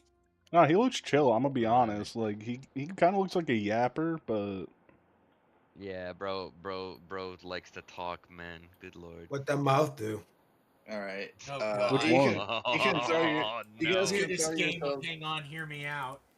You guys can throw yourselves on the map. I'm just gonna put this guy right. Oh, that's the wrong one. Ooh. I want this guy here. All There's of the us, or wrong just token. Just just those Aura two and of I? you. Just the Okay. two of you. Deal. This is not a high difficulty encounter. This is more of a that thing needs to be put down. An obstacle, yeah. Well, and I assume so. I believe planar binding is a concentration spell. No. Well, once he's done what he needs to do, like he doesn't need to maintain the spell anymore. Okay. And I don't know how to put myself on the board. Hold on. I can drag you in here. That's fine. I got it. Yep. I'm gonna assume that you guys are like right next to it whenever you cast a spell. So, Yeah, for sure. all right. Okay, I'll just fucking go for it. I mean, do you want us to roll initiative or?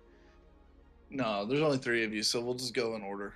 So, this gibbering mouther here is flailing about, not sure what's going on. Yeah, it says, what's going on?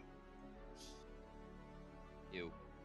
Its voice is tortured, and it sounds like it's in intense pain. You may act. Yeah, I'm not gonna even try it. Like interact with it. I'm just going to attempt to kill it. So with haste, I get to make 2 rounds of attacks, right? I have Yeah. 2 actions per turn. Two actions. 2 actions per turn. I actually did this wrong earlier. I actually have You would have had a 3 short rest attacks. since earlier, by the way. Had a short rest. I actually get 3 attacks per attack action. That's very rude. He's got haste. He has 3 attacks. So that That's means I rude. have 6 in one full. No. Oh wait, haste means 2 attack actions, right? No, So I can so make. you have your attack action, your second attack. If you're a fighter, you might have. I don't know if there's a third attack for them. I do have third At level attack. I do 10. have a third attack. Yeah. And then you would have a 4th one from the haste that I just Haste. gave you. So you have 4 attacks, not Here, 6. can you put It the doesn't. haste thing? It doesn't. In It doesn't double the action. It gives you an extra attack. Is one of the Oh, options. for sure. I just know there's other bonuses. Yeah, to it so gives we're you just gonna- +2 to your armor class, an additional 10 feet of movement. I think I'll post it. Yeah, I don't think the other ones are going to be relevant though. Cool. All right. In that case, I'm gonna get to work. All right, Let's do it. put it out of its misery. The poor fucker. Ooh, yeah. 18 All right. hits. 24 hits. 23 hits. And 15 hits. What's that total to? That is a lovely 9, 12, 20, 50 damage. 50. I think the rule is if you do 50 damage and it puts it under half health, that's an instant kill. Is it actually? That is one of the rules. It's a variant rule, but how Well, does it look as you? How it's? I mean, if it puts it under half health, it didn't have much So- more than 50 health. yeah. So what does it look like for you when you cast haste on me?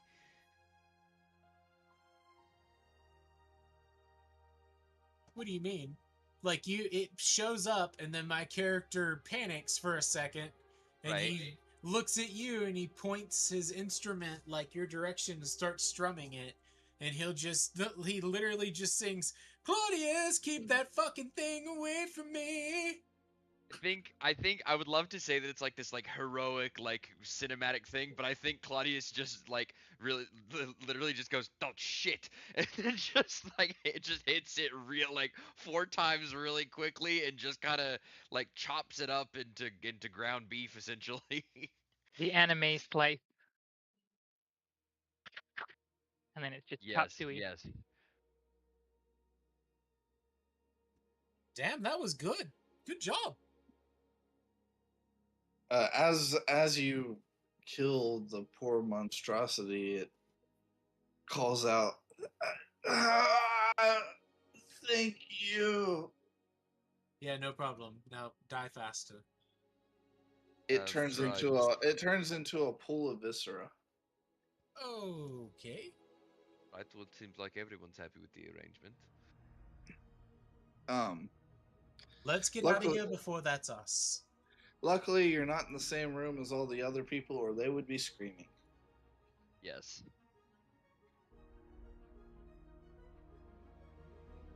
All right, that's one success. Let's shift our attention to Elmon. You have a teleporter to stabilize. You have 3 options: Arcana, Investigation, Perception, or if you have a relevant spell to teleportation or force magic that might help. I have telekinesis. Force.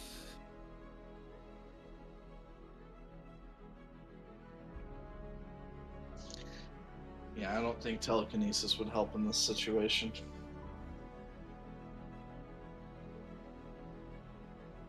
And you can always do the skill check. Yeah. I also have warding wind that creates a strong wind around me. That probably wouldn't help either. I'm gonna use Arcana then. Okay. You need 2 successes before 2 failures. Fuck off. And that is a failure.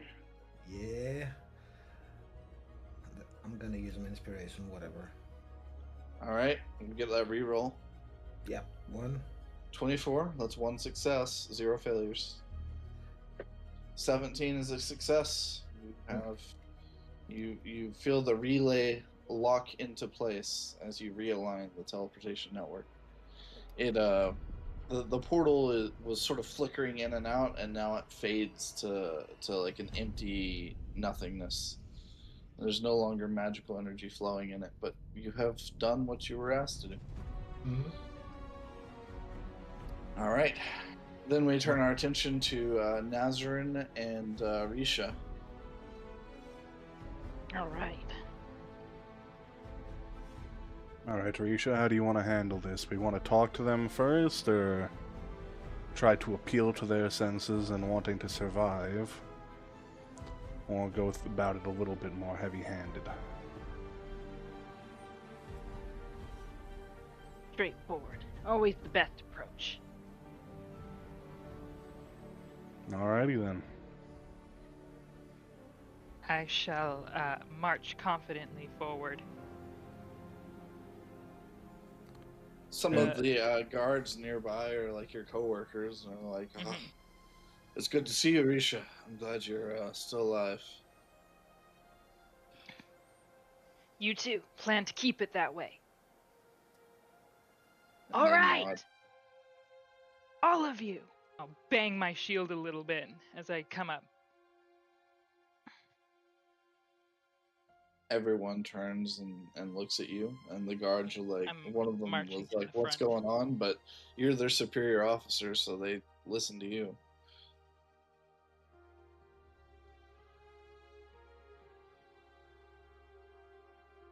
I will march my way to the front of the crowd where the big portal is. I will say. I am Risha Lionsbane, Gate Warden. No, bang my my axe down at the front of the thing.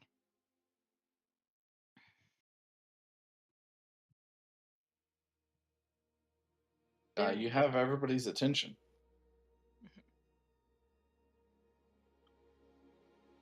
Give me an intimidation with advantage.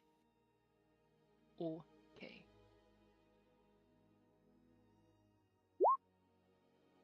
Wow.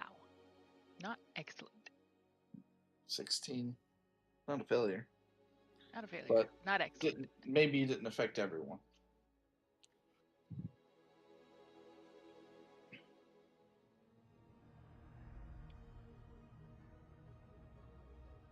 I realize you're all trying to move through the gates to a new place to escape the city.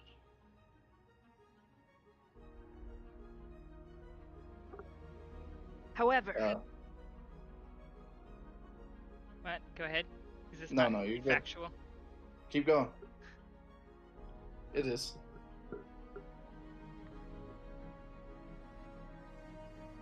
However, the gate system is destabilizing, and this gate is not going to be a viable option. I understand you're all worried, you're all scared, and that things are moving quickly.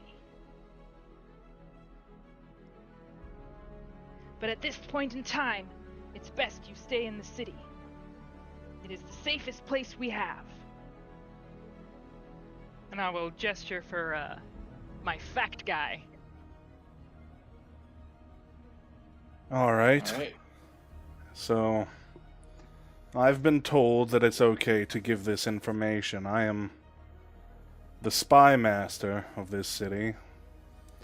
I'm in charge of all information coming in and going out. What I have to tell all of you is that there is not much of an out anymore. Every province, every city that I've had contact with has been lost. The last things I hear from them are similar to what's going on here. This is not a limited event. This is not just here. What needs to happen, or what is happening, I should say, is sadly, well, it's the end of the world. Now, none of you are going to be happy to hear that. I know I am not. Yeah, the crowd's panicking a little bit, but you have their attention, and maybe between, like, Risha and the other gate wardens, like, yeah. Once looking they start authoritative. Once they start panicking, I'll give my staff my thing of being quiet. Let him finish. What we offer here in this city is a chance. Our technology, our minds, everybody has been working together to come up with a solution. And that solution is to cut ourselves off from the outside world, move ourselves to another dimension of sorts. Now this can work. It will work. But we all need to work together. It will be hard times after this succeeds. And we can't lose any of you to the other side. I can understand if you have family that you miss. But you must understand, going through that portal is going to your death. It may not come today, but it will come soon. Every day it gets worse and worse. But what we can offer you here is a chance at a new life. It may be a bit smaller. You'll have to step up in life. Things won't be quite as easy. However, we offer you a place, a chance to survive with everything that you currently hold dear. And I think that's worth the chance. I would really appreciate it if all of you would decide to stay, to help us, and to help each other survive. Because we're all that we have. Nobody's coming from outside. And if you go out, there's no coming back.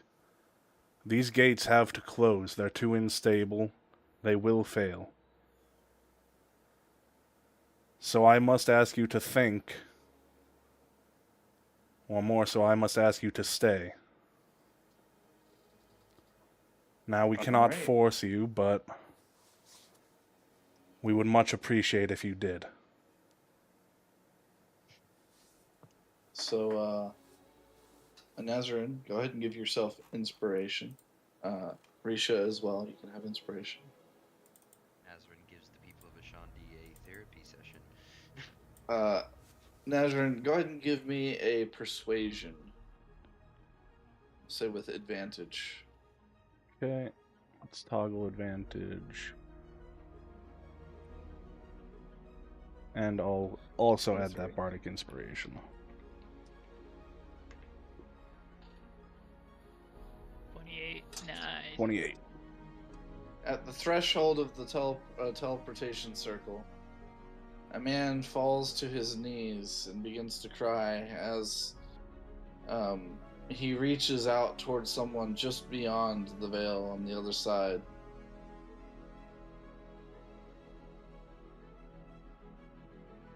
Someone else forces their way through the crowd, or tries, ignoring orders and trying to rush the portal. Another voice breaks out into a scream, not of anger, but desperation.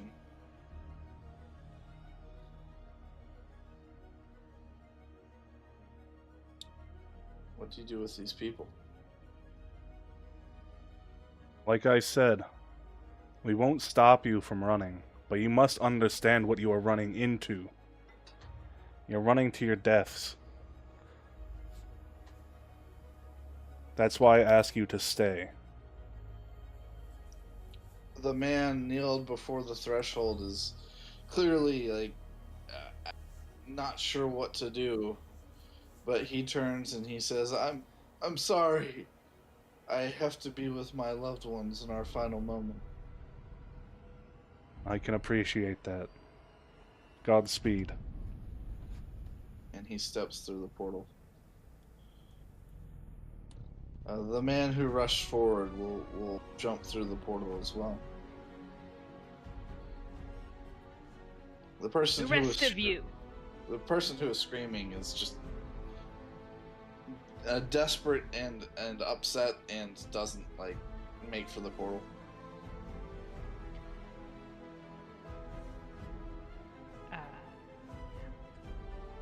I will say, and the rest of you, think before you make your decision. Even if there is his others, and you are living for them, you carry on the future of our people, perhaps the future of all people in this city. With these people. Live for them.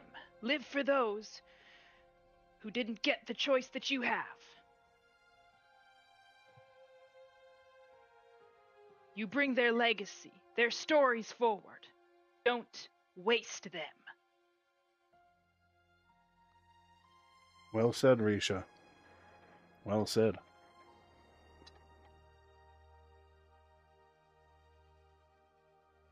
And with that, the situation seems to diffuse. It's not stable. There's still people arguing, and there's still people talking amongst themselves, and you see friends and family hug before one person here, one person there decides to go through the portal anyway.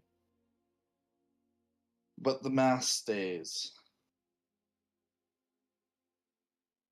Some 95% of the crowd remains behind. Well then, is it time?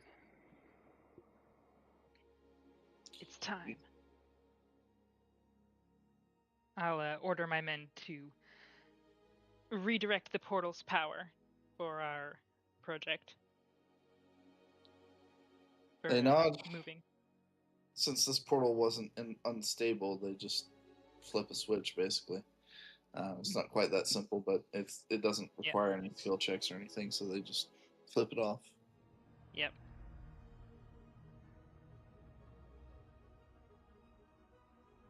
Right.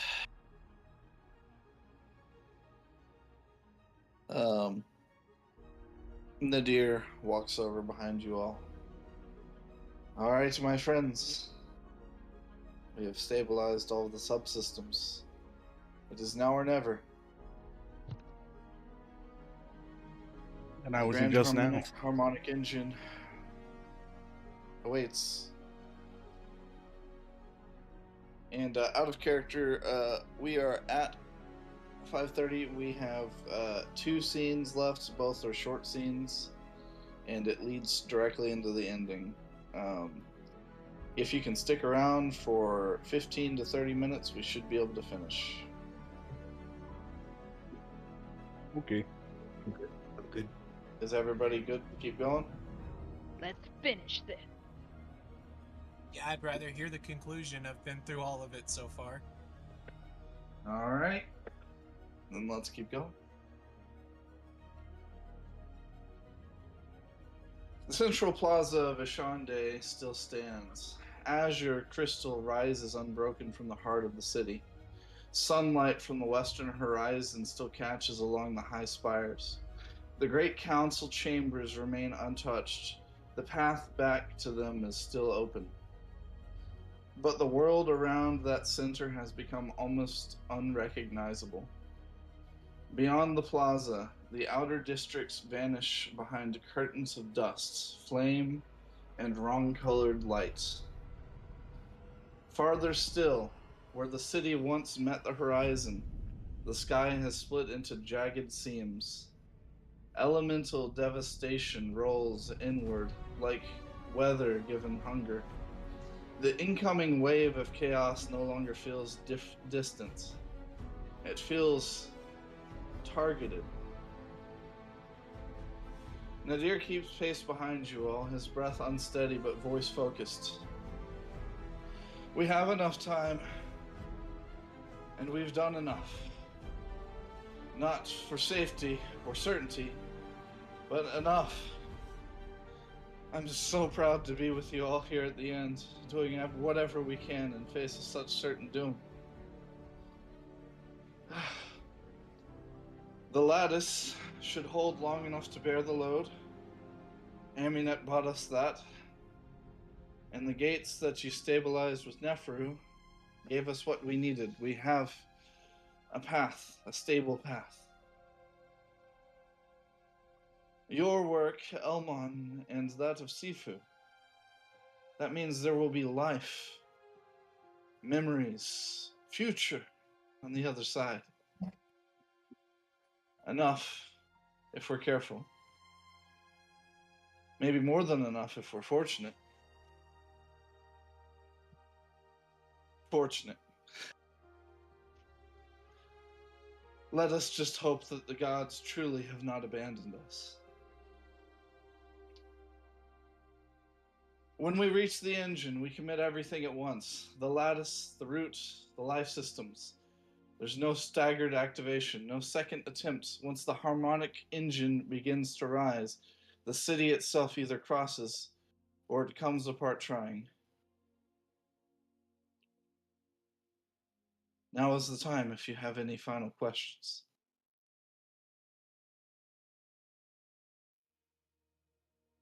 No questions, other than a desire to see what awaits us on the other side, I suppose. I'm ready to embrace this new world. We've committed fully. It's do or die. I'm here with you, Nader. At the beginning, not the end. He nods and he puts his hand on your shoulder. I'm glad to have a companion like you, Risha. And he looks. Suppose that the time has truly come that we must leave things up to hope. Let us hope for something pleasant, I suppose. Certainly better than this.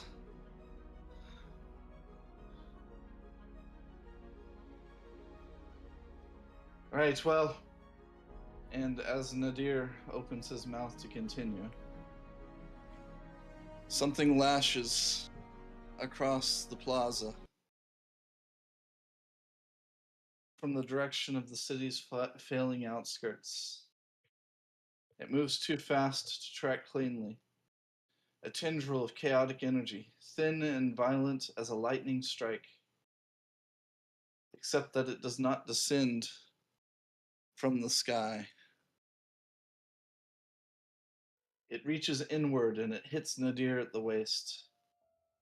For one impossible instant, his body remains whole, flashing with a brilliant light, highlighting his being. And then his lower half is simply gone. He doesn't fall all at once. His body jolts, weightless for the barest fragment of a second, before the rest of him pitches forward. His hand strikes stone, his face twists, not in a scream at first, but in stunned, disbelieving pain. His eyes instantly fill with tears, and then the tears turn red. The chaotic energy does not leave him when it strikes. It wells over him, threatening to consume him.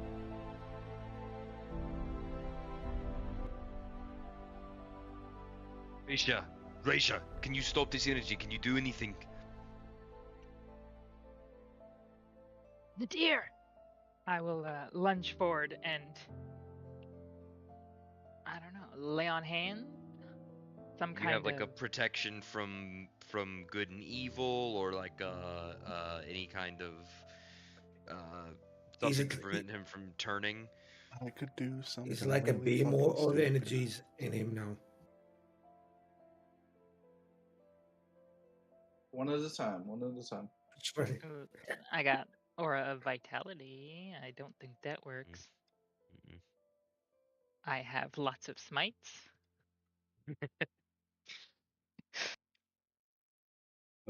I have a 7% chance. Ugh. I like this. So is it like an energy beam right now, or the energy is in him? The tendril of chaotic energy reached out and like poofed half his body away, and now it's slowly creeping up, like almost like when you light a piece of paper on fire, how it spreads like and like slowly creeps across. As you all sort of run up to him. I have an idea. Can I try Greater Restoration? You can try it, yeah. Post the spell. Technically a 14% chance. Okay.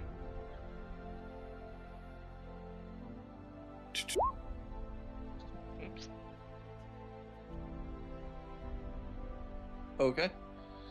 All right. So from Greater Restoration, you notice as the bleeding from his eyes seems to stop temporarily, but then it begins immediately again. Okay. The spell reaches him. Hang on. Do we need to know what we need to do next from this guy? Potentially, maybe. He's basically just been giving you the instructions the last couple minutes. What do we do next? Here, and he reaches into his coat what he can still grasp, and he coughs up a bunch of blood, and he throws his journal at you. The instructions are there. I go down on my knee and I held a crystal close to him.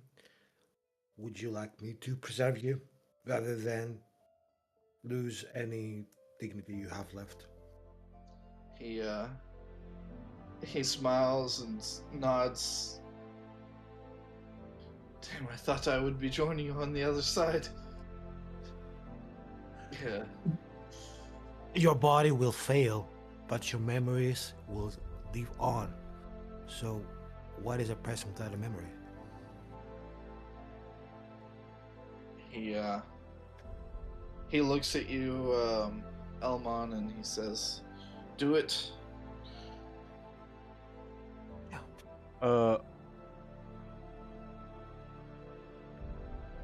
At this point, his left hand has disappeared. It's just gone. And as you look at the end of his forearm, it's not even like a cauterized wound. It's like just an emptiness in space. It almost is impossible for you to even behold with your eye. It's just an absence. and it slowly creeps upward. Does he still have Yeah, one hand? He has the one he's holding himself up with. I placed the tip of the crystal in his temple. I shall hold my hand on his chest and kind of keep a flow of, I guess, lay on hands or something to keep the thing at bay Okay. while you do what you do. This allows him to continue speaking.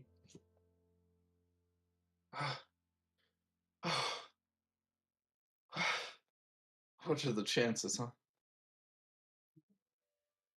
I do have a deck of cards.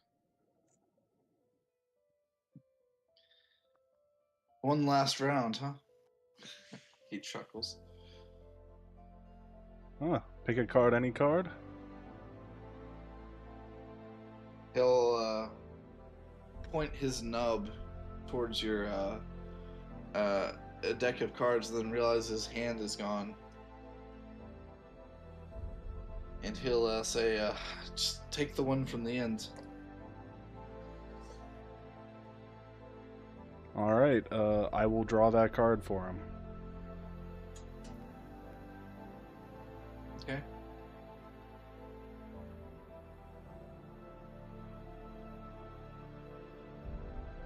It's not a disease, is it? No. Okay. Do I get to choose? Or... No, you, Yeah. I mean, I guess the way it's a magical item, you gotta roll for it either way. Yes. Roll 1d13. Let's see what we get. 10. Would counterspell count for what is happening? It depends. Let's see what happens. I can cast it to level 5. You guys were on the verge of the good ending. Let's see if you get a very bad ending now. I can try and use counterspell at level 5. Oh, I thought you meant for Forged using a deck of many things. No, man, for the It's a whatever deck is of happening. many things? That's what this is? Oh god. I have It is- so many Doshgarn abilities. It's reading through all of them. Oh my goodness. Look, there's nothing that bad in this deck for him at this point. I Honestly, looked pretty much everything in here is a benefit from his current position. I used a deck of many things in my first session in my D&D campaign that I started 1 month ago. Did you kill someone? I just looked at what you rolled. You got the knights. I killed an no. NPC. It's a His final. it's a loyal 4th level fighter. What? In his final moment, Nadir gets a loyal fighter at his side. I was already here, guys. It actually to make this like thematically interesting. Transfer him into the night. No, a man appears at Nadir's side. He appears to the rest of you almost as a ghostly image, and he kneels down beside Nadir and places a hand on his shoulder. He leans over. Soon, Nadir. We will be together again, brother. The pain will not last. Let us away. Together.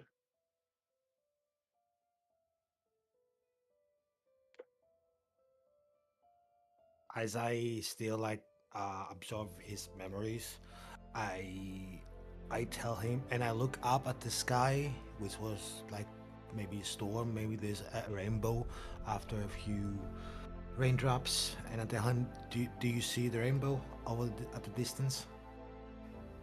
He looks up to where you're pointing, and he smiles and he says, "Yes, I can see hope." Yeah. You know, the soul emits colors for emotions. So each emotion has a color. Uh, do you know that there is no end to a rainbow? Do you know that it's a circle? It comes from your eyes. The center of the rainbow is in you. So all those colors you see are all the memories in you. All those colors, happiness, sadness, fury, joy, everything. So all you have inside you are memories, good or bad. That's what makes you you. That's what I'm trying to maintain. Maybe there's not a body, but the core of you will be alive in some way. He smiles and says, "Thank you, friend." And he turns and looks at the rest of you. "It's time. Go." His voice fails. He drags in one more breath that sounds like it hurts to exist. "Carry our legacy." The chaotic energy spreads over him in rippling bands, each one taking something with it. His arm disappears, and then a part of his shoulder. Not torn away, but simply absent when the light passes over it. His blood vanishes from the stone.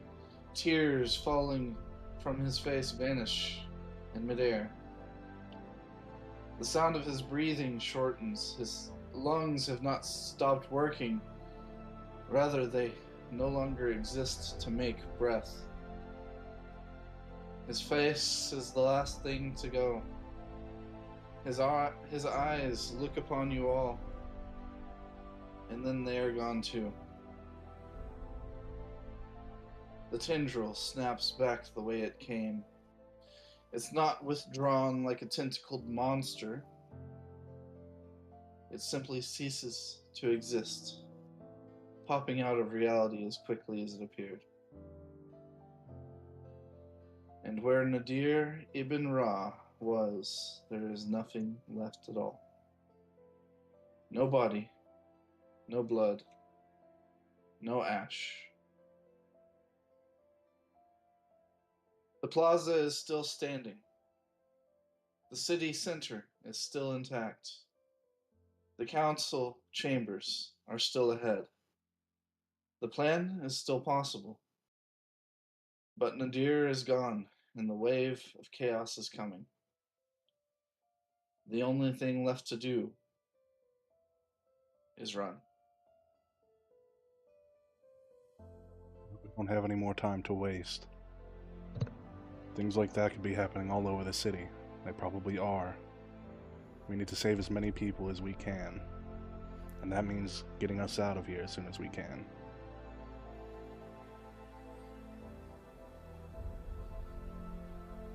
Then let's finish this together. And I'm up. I'm ready to rock.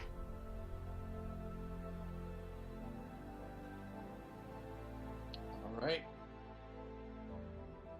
The chamber beneath the council chambers is a convergence point for all of the magical energy in the most advanced Magitech city this world has ever known or will ever know. A vast spherical cavity opens before you.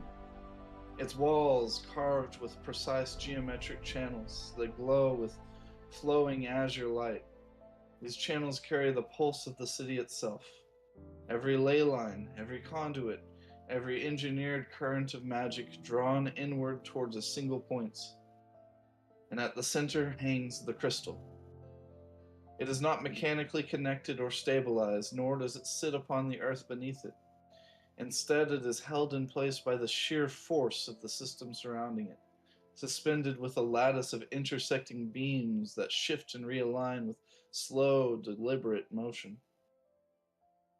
Light moves through it in layered currents, not one color but many shades of azure, deep and pale, flowing over and through one another like overlapping tides. And below this sits the grand harmonic engine. A series of rings within rings, rotating at different speeds, each inscribed with arcane geometry that changes as you look at it. Conduits rise and fall, linking the crystal to the structure beneath the city. This is a device built to run an entire civilization. It is a device designed to redefine what is possible. And now, it is time it must save the city.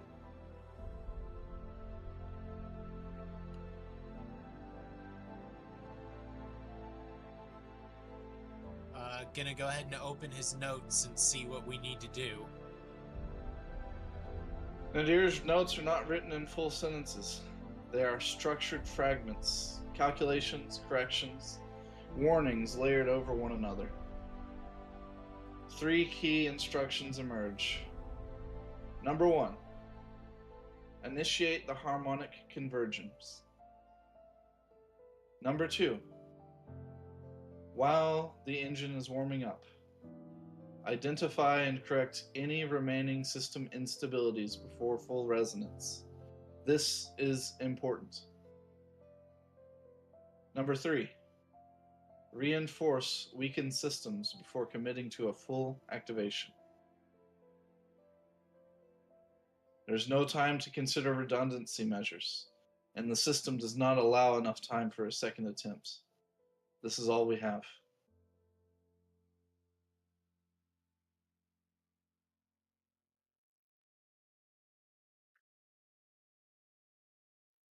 All of the checks can be made here. To start the harmonic engine, I need a group Arcana check.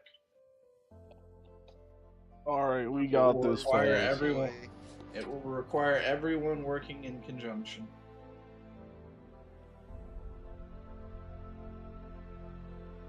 That's one success. One success and 1 failure. This is straight rolls, 2 failures. If you have any way to give yourself advantage, if you have inspiration or anything. Wait, can I give a bardic inspiration to Risha and then also have guidance? Yeah.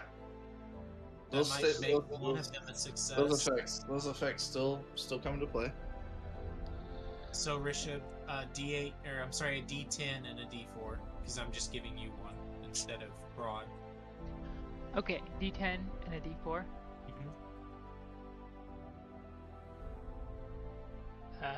17. 6.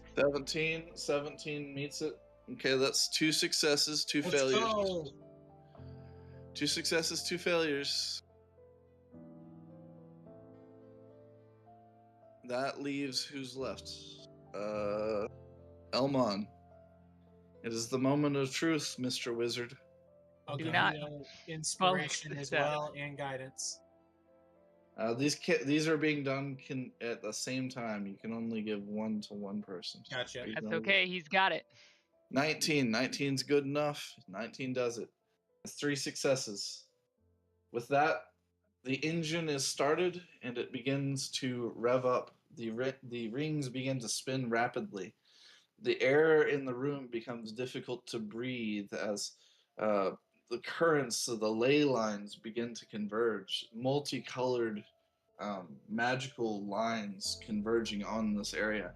You begin to feel an uneasy, almost like a queasiness in your stomach. Like it's probably not safe for you to physically be here. The next check, you must find faults within the system. For this, I need a group, and you can do either one, whichever your preference is. It's going to be, again, 3 successes to succeed. An investigation or perception. That's 1 success. That's 3 successes. Let's go. 4 successes. 4 successes. Let's see if the last one's a success. And another That's That from was. you. That one's from Risha. Risha, Ah! I nailed it! all right. With 5 successes, I will give you advantage on the next check. So this was to determine the instability, and your next check is to fix the instability. So the skill check, in order to fix a correction within the harmonic structure, you have 2 options. You can roll Arcana, or if you have a relevant spell to fixing damage to a transportation spell. God damn it. So, again, But we have advantage now? you have advantage on this roll. Does mending count? Mending Oh. does count. Mending is relevant. Nice. Does Mending is an auto teleportation success. circle count? I'll allow it. I'll still roll just in case, but yeah, that's fine. All right, 21. That's 1 success. What was it? Arcana or I rolled an percent? 18. Or Arcana or a relevant teleportation magic. So we have 2 successes. Oh, I see. Oh, That's oh, 1 failure. Well, hang on. Oh. I still got a bardic inspiration I can give myself. You can. That's fair. That puts you 19. That's a success. That's 3 successes. I used mending, so it's 4. 4 successes. Who are we missing? Risha? Yeah. 16. You If can have it my meets it, it guidance. beats it. Perfect. 16 was the check.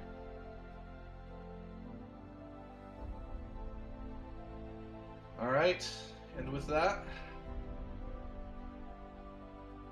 the first tone is almost too low to hear. It is felt before it is heard, a vibration in the stone beneath your feet, in the air around you, in your chest and in your teeth. Then it rises. The rings of the engine begin to turn, slowly at first, then faster, then at speeds that no longer seem entirely physical. Light pours into the central crystal, from one direction, from everywhere. Lines of energy ignite across the chamber walls, racing outward into the city above, through the streets, through the lattice, through the gates, through every system that you have touched. You can see them now, the ley lines, not a theory, not an abstraction, threads of light woven through reality itself. They bend, they twist, and they are pulled inward. The air thickens in their presence as the magic gathers around you. The crystal flares. Its light stops behaving like light as it folds and curves inward on itself, and it draws the city towards it. Above you, we shift the scene as Ishande itself begins to respond. The ground hums as if it has become part of the same structure as the crystal. Buildings resonate in low harmonic tones. The sky itself bends, not breaking but yielding, as the city asserts a new shape around it. The world resists, and you feel that too. A pressure pushing back upon you. A refusal, a contradiction. And the engine surges. Everything narrows to a single point, a single moment. Decisions already made. And then, a rupture without violence. A single, absolute pop. And then, darkness.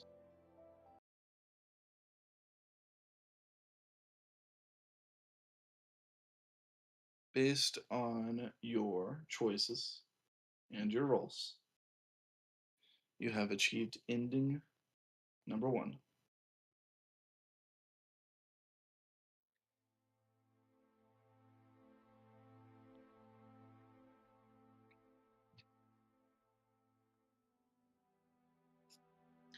The darkness recedes slowly, but not all at once. Light returns in soft gradients, illuminating a sky that is no longer a sky in the way you knew it. It stretches above Ishande like a closed dome of dim, shifting color, stable but artificial. The horizon is intact. The city remains whole. The crystal at the city's heart still glows, but it glows dimmer now. Its light pulsing with controlled restraint rather than overwhelming force. The streets are intact. The systems hold. Water flows. Life persists. Ishande has survived, but not unchanged. At the edges of the new sky, faint fractures shimmer, thin, distant, almost beautiful. They do not spread quickly. They do not threaten immediately. But they are there. A reminder. A promise. The city has been saved. For now.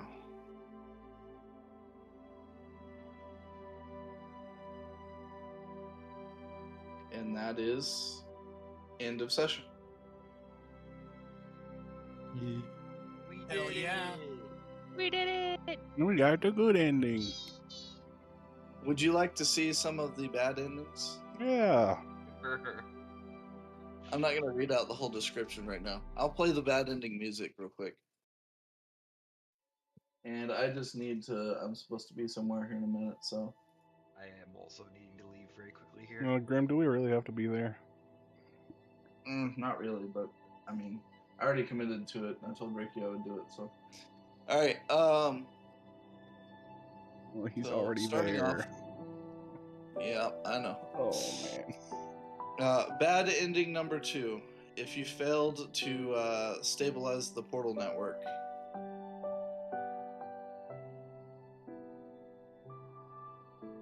The city is teleported in fractured pieces.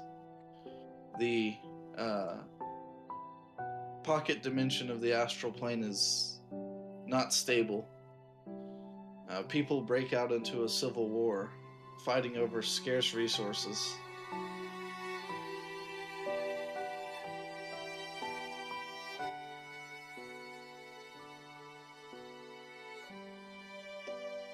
Bad ending number 2. This occurs if you failed to stabilize the power network.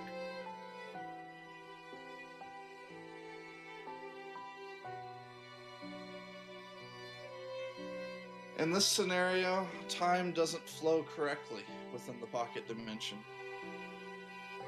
There are spaces within the city of Ishande where people get stuck in time loops. Causality becomes reversed. People become stuck in endless limbos, stuck forever, consciously aware of the surroundings, as they are unable to move forward or back, stuck in an endless hell.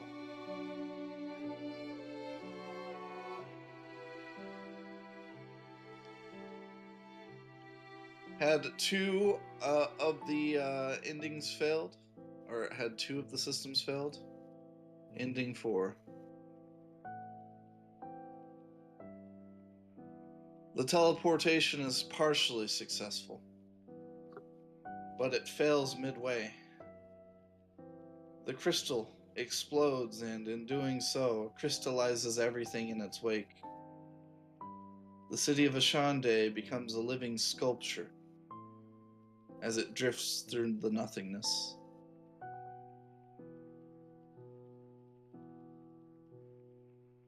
And ending 5. You failed to start the harmonic engine in time. For one reason or another, the world is doomed.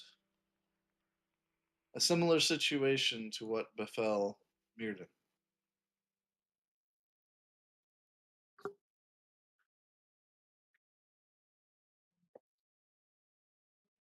And those are the 5 endings you could have had. But you got the good ending. Yay. Good job. You won. You won. You won. It was looking pretty dicey there at the end. You were very close to ending 5. Was it?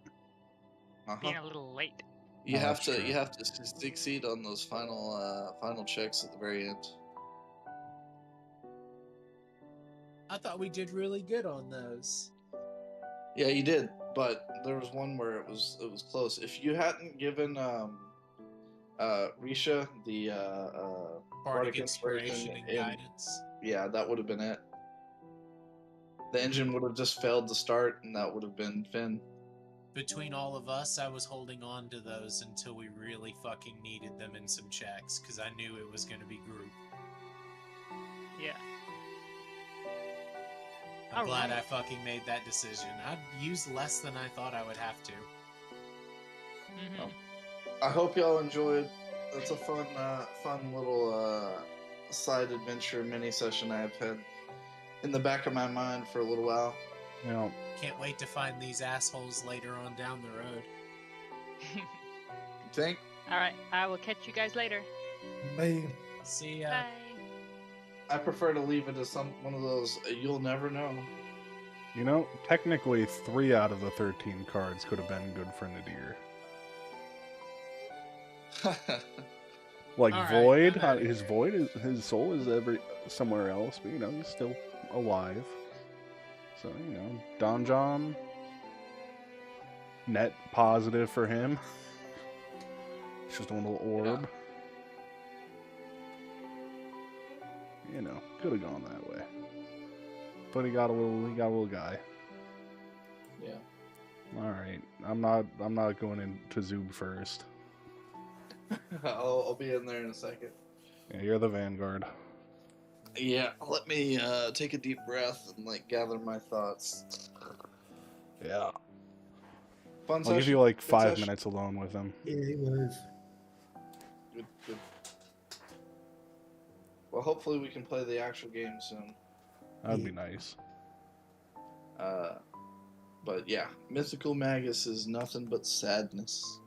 Nothing good ever happens, except when you guys win, and then that's great. Now there's a city that maybe possibly survived somehow. We just gotta find it, you know? It's out there somewhere. Yeah, the trouble is nobody would think to go out into the middle of the expanse and look for for clues of a dimensional rift. Gotta have a reason to be out there. Mm.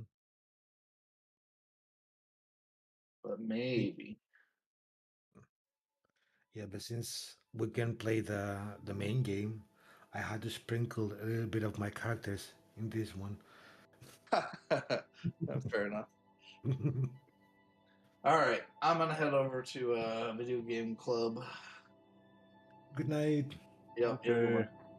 We'll see you. Godspeed. Yep.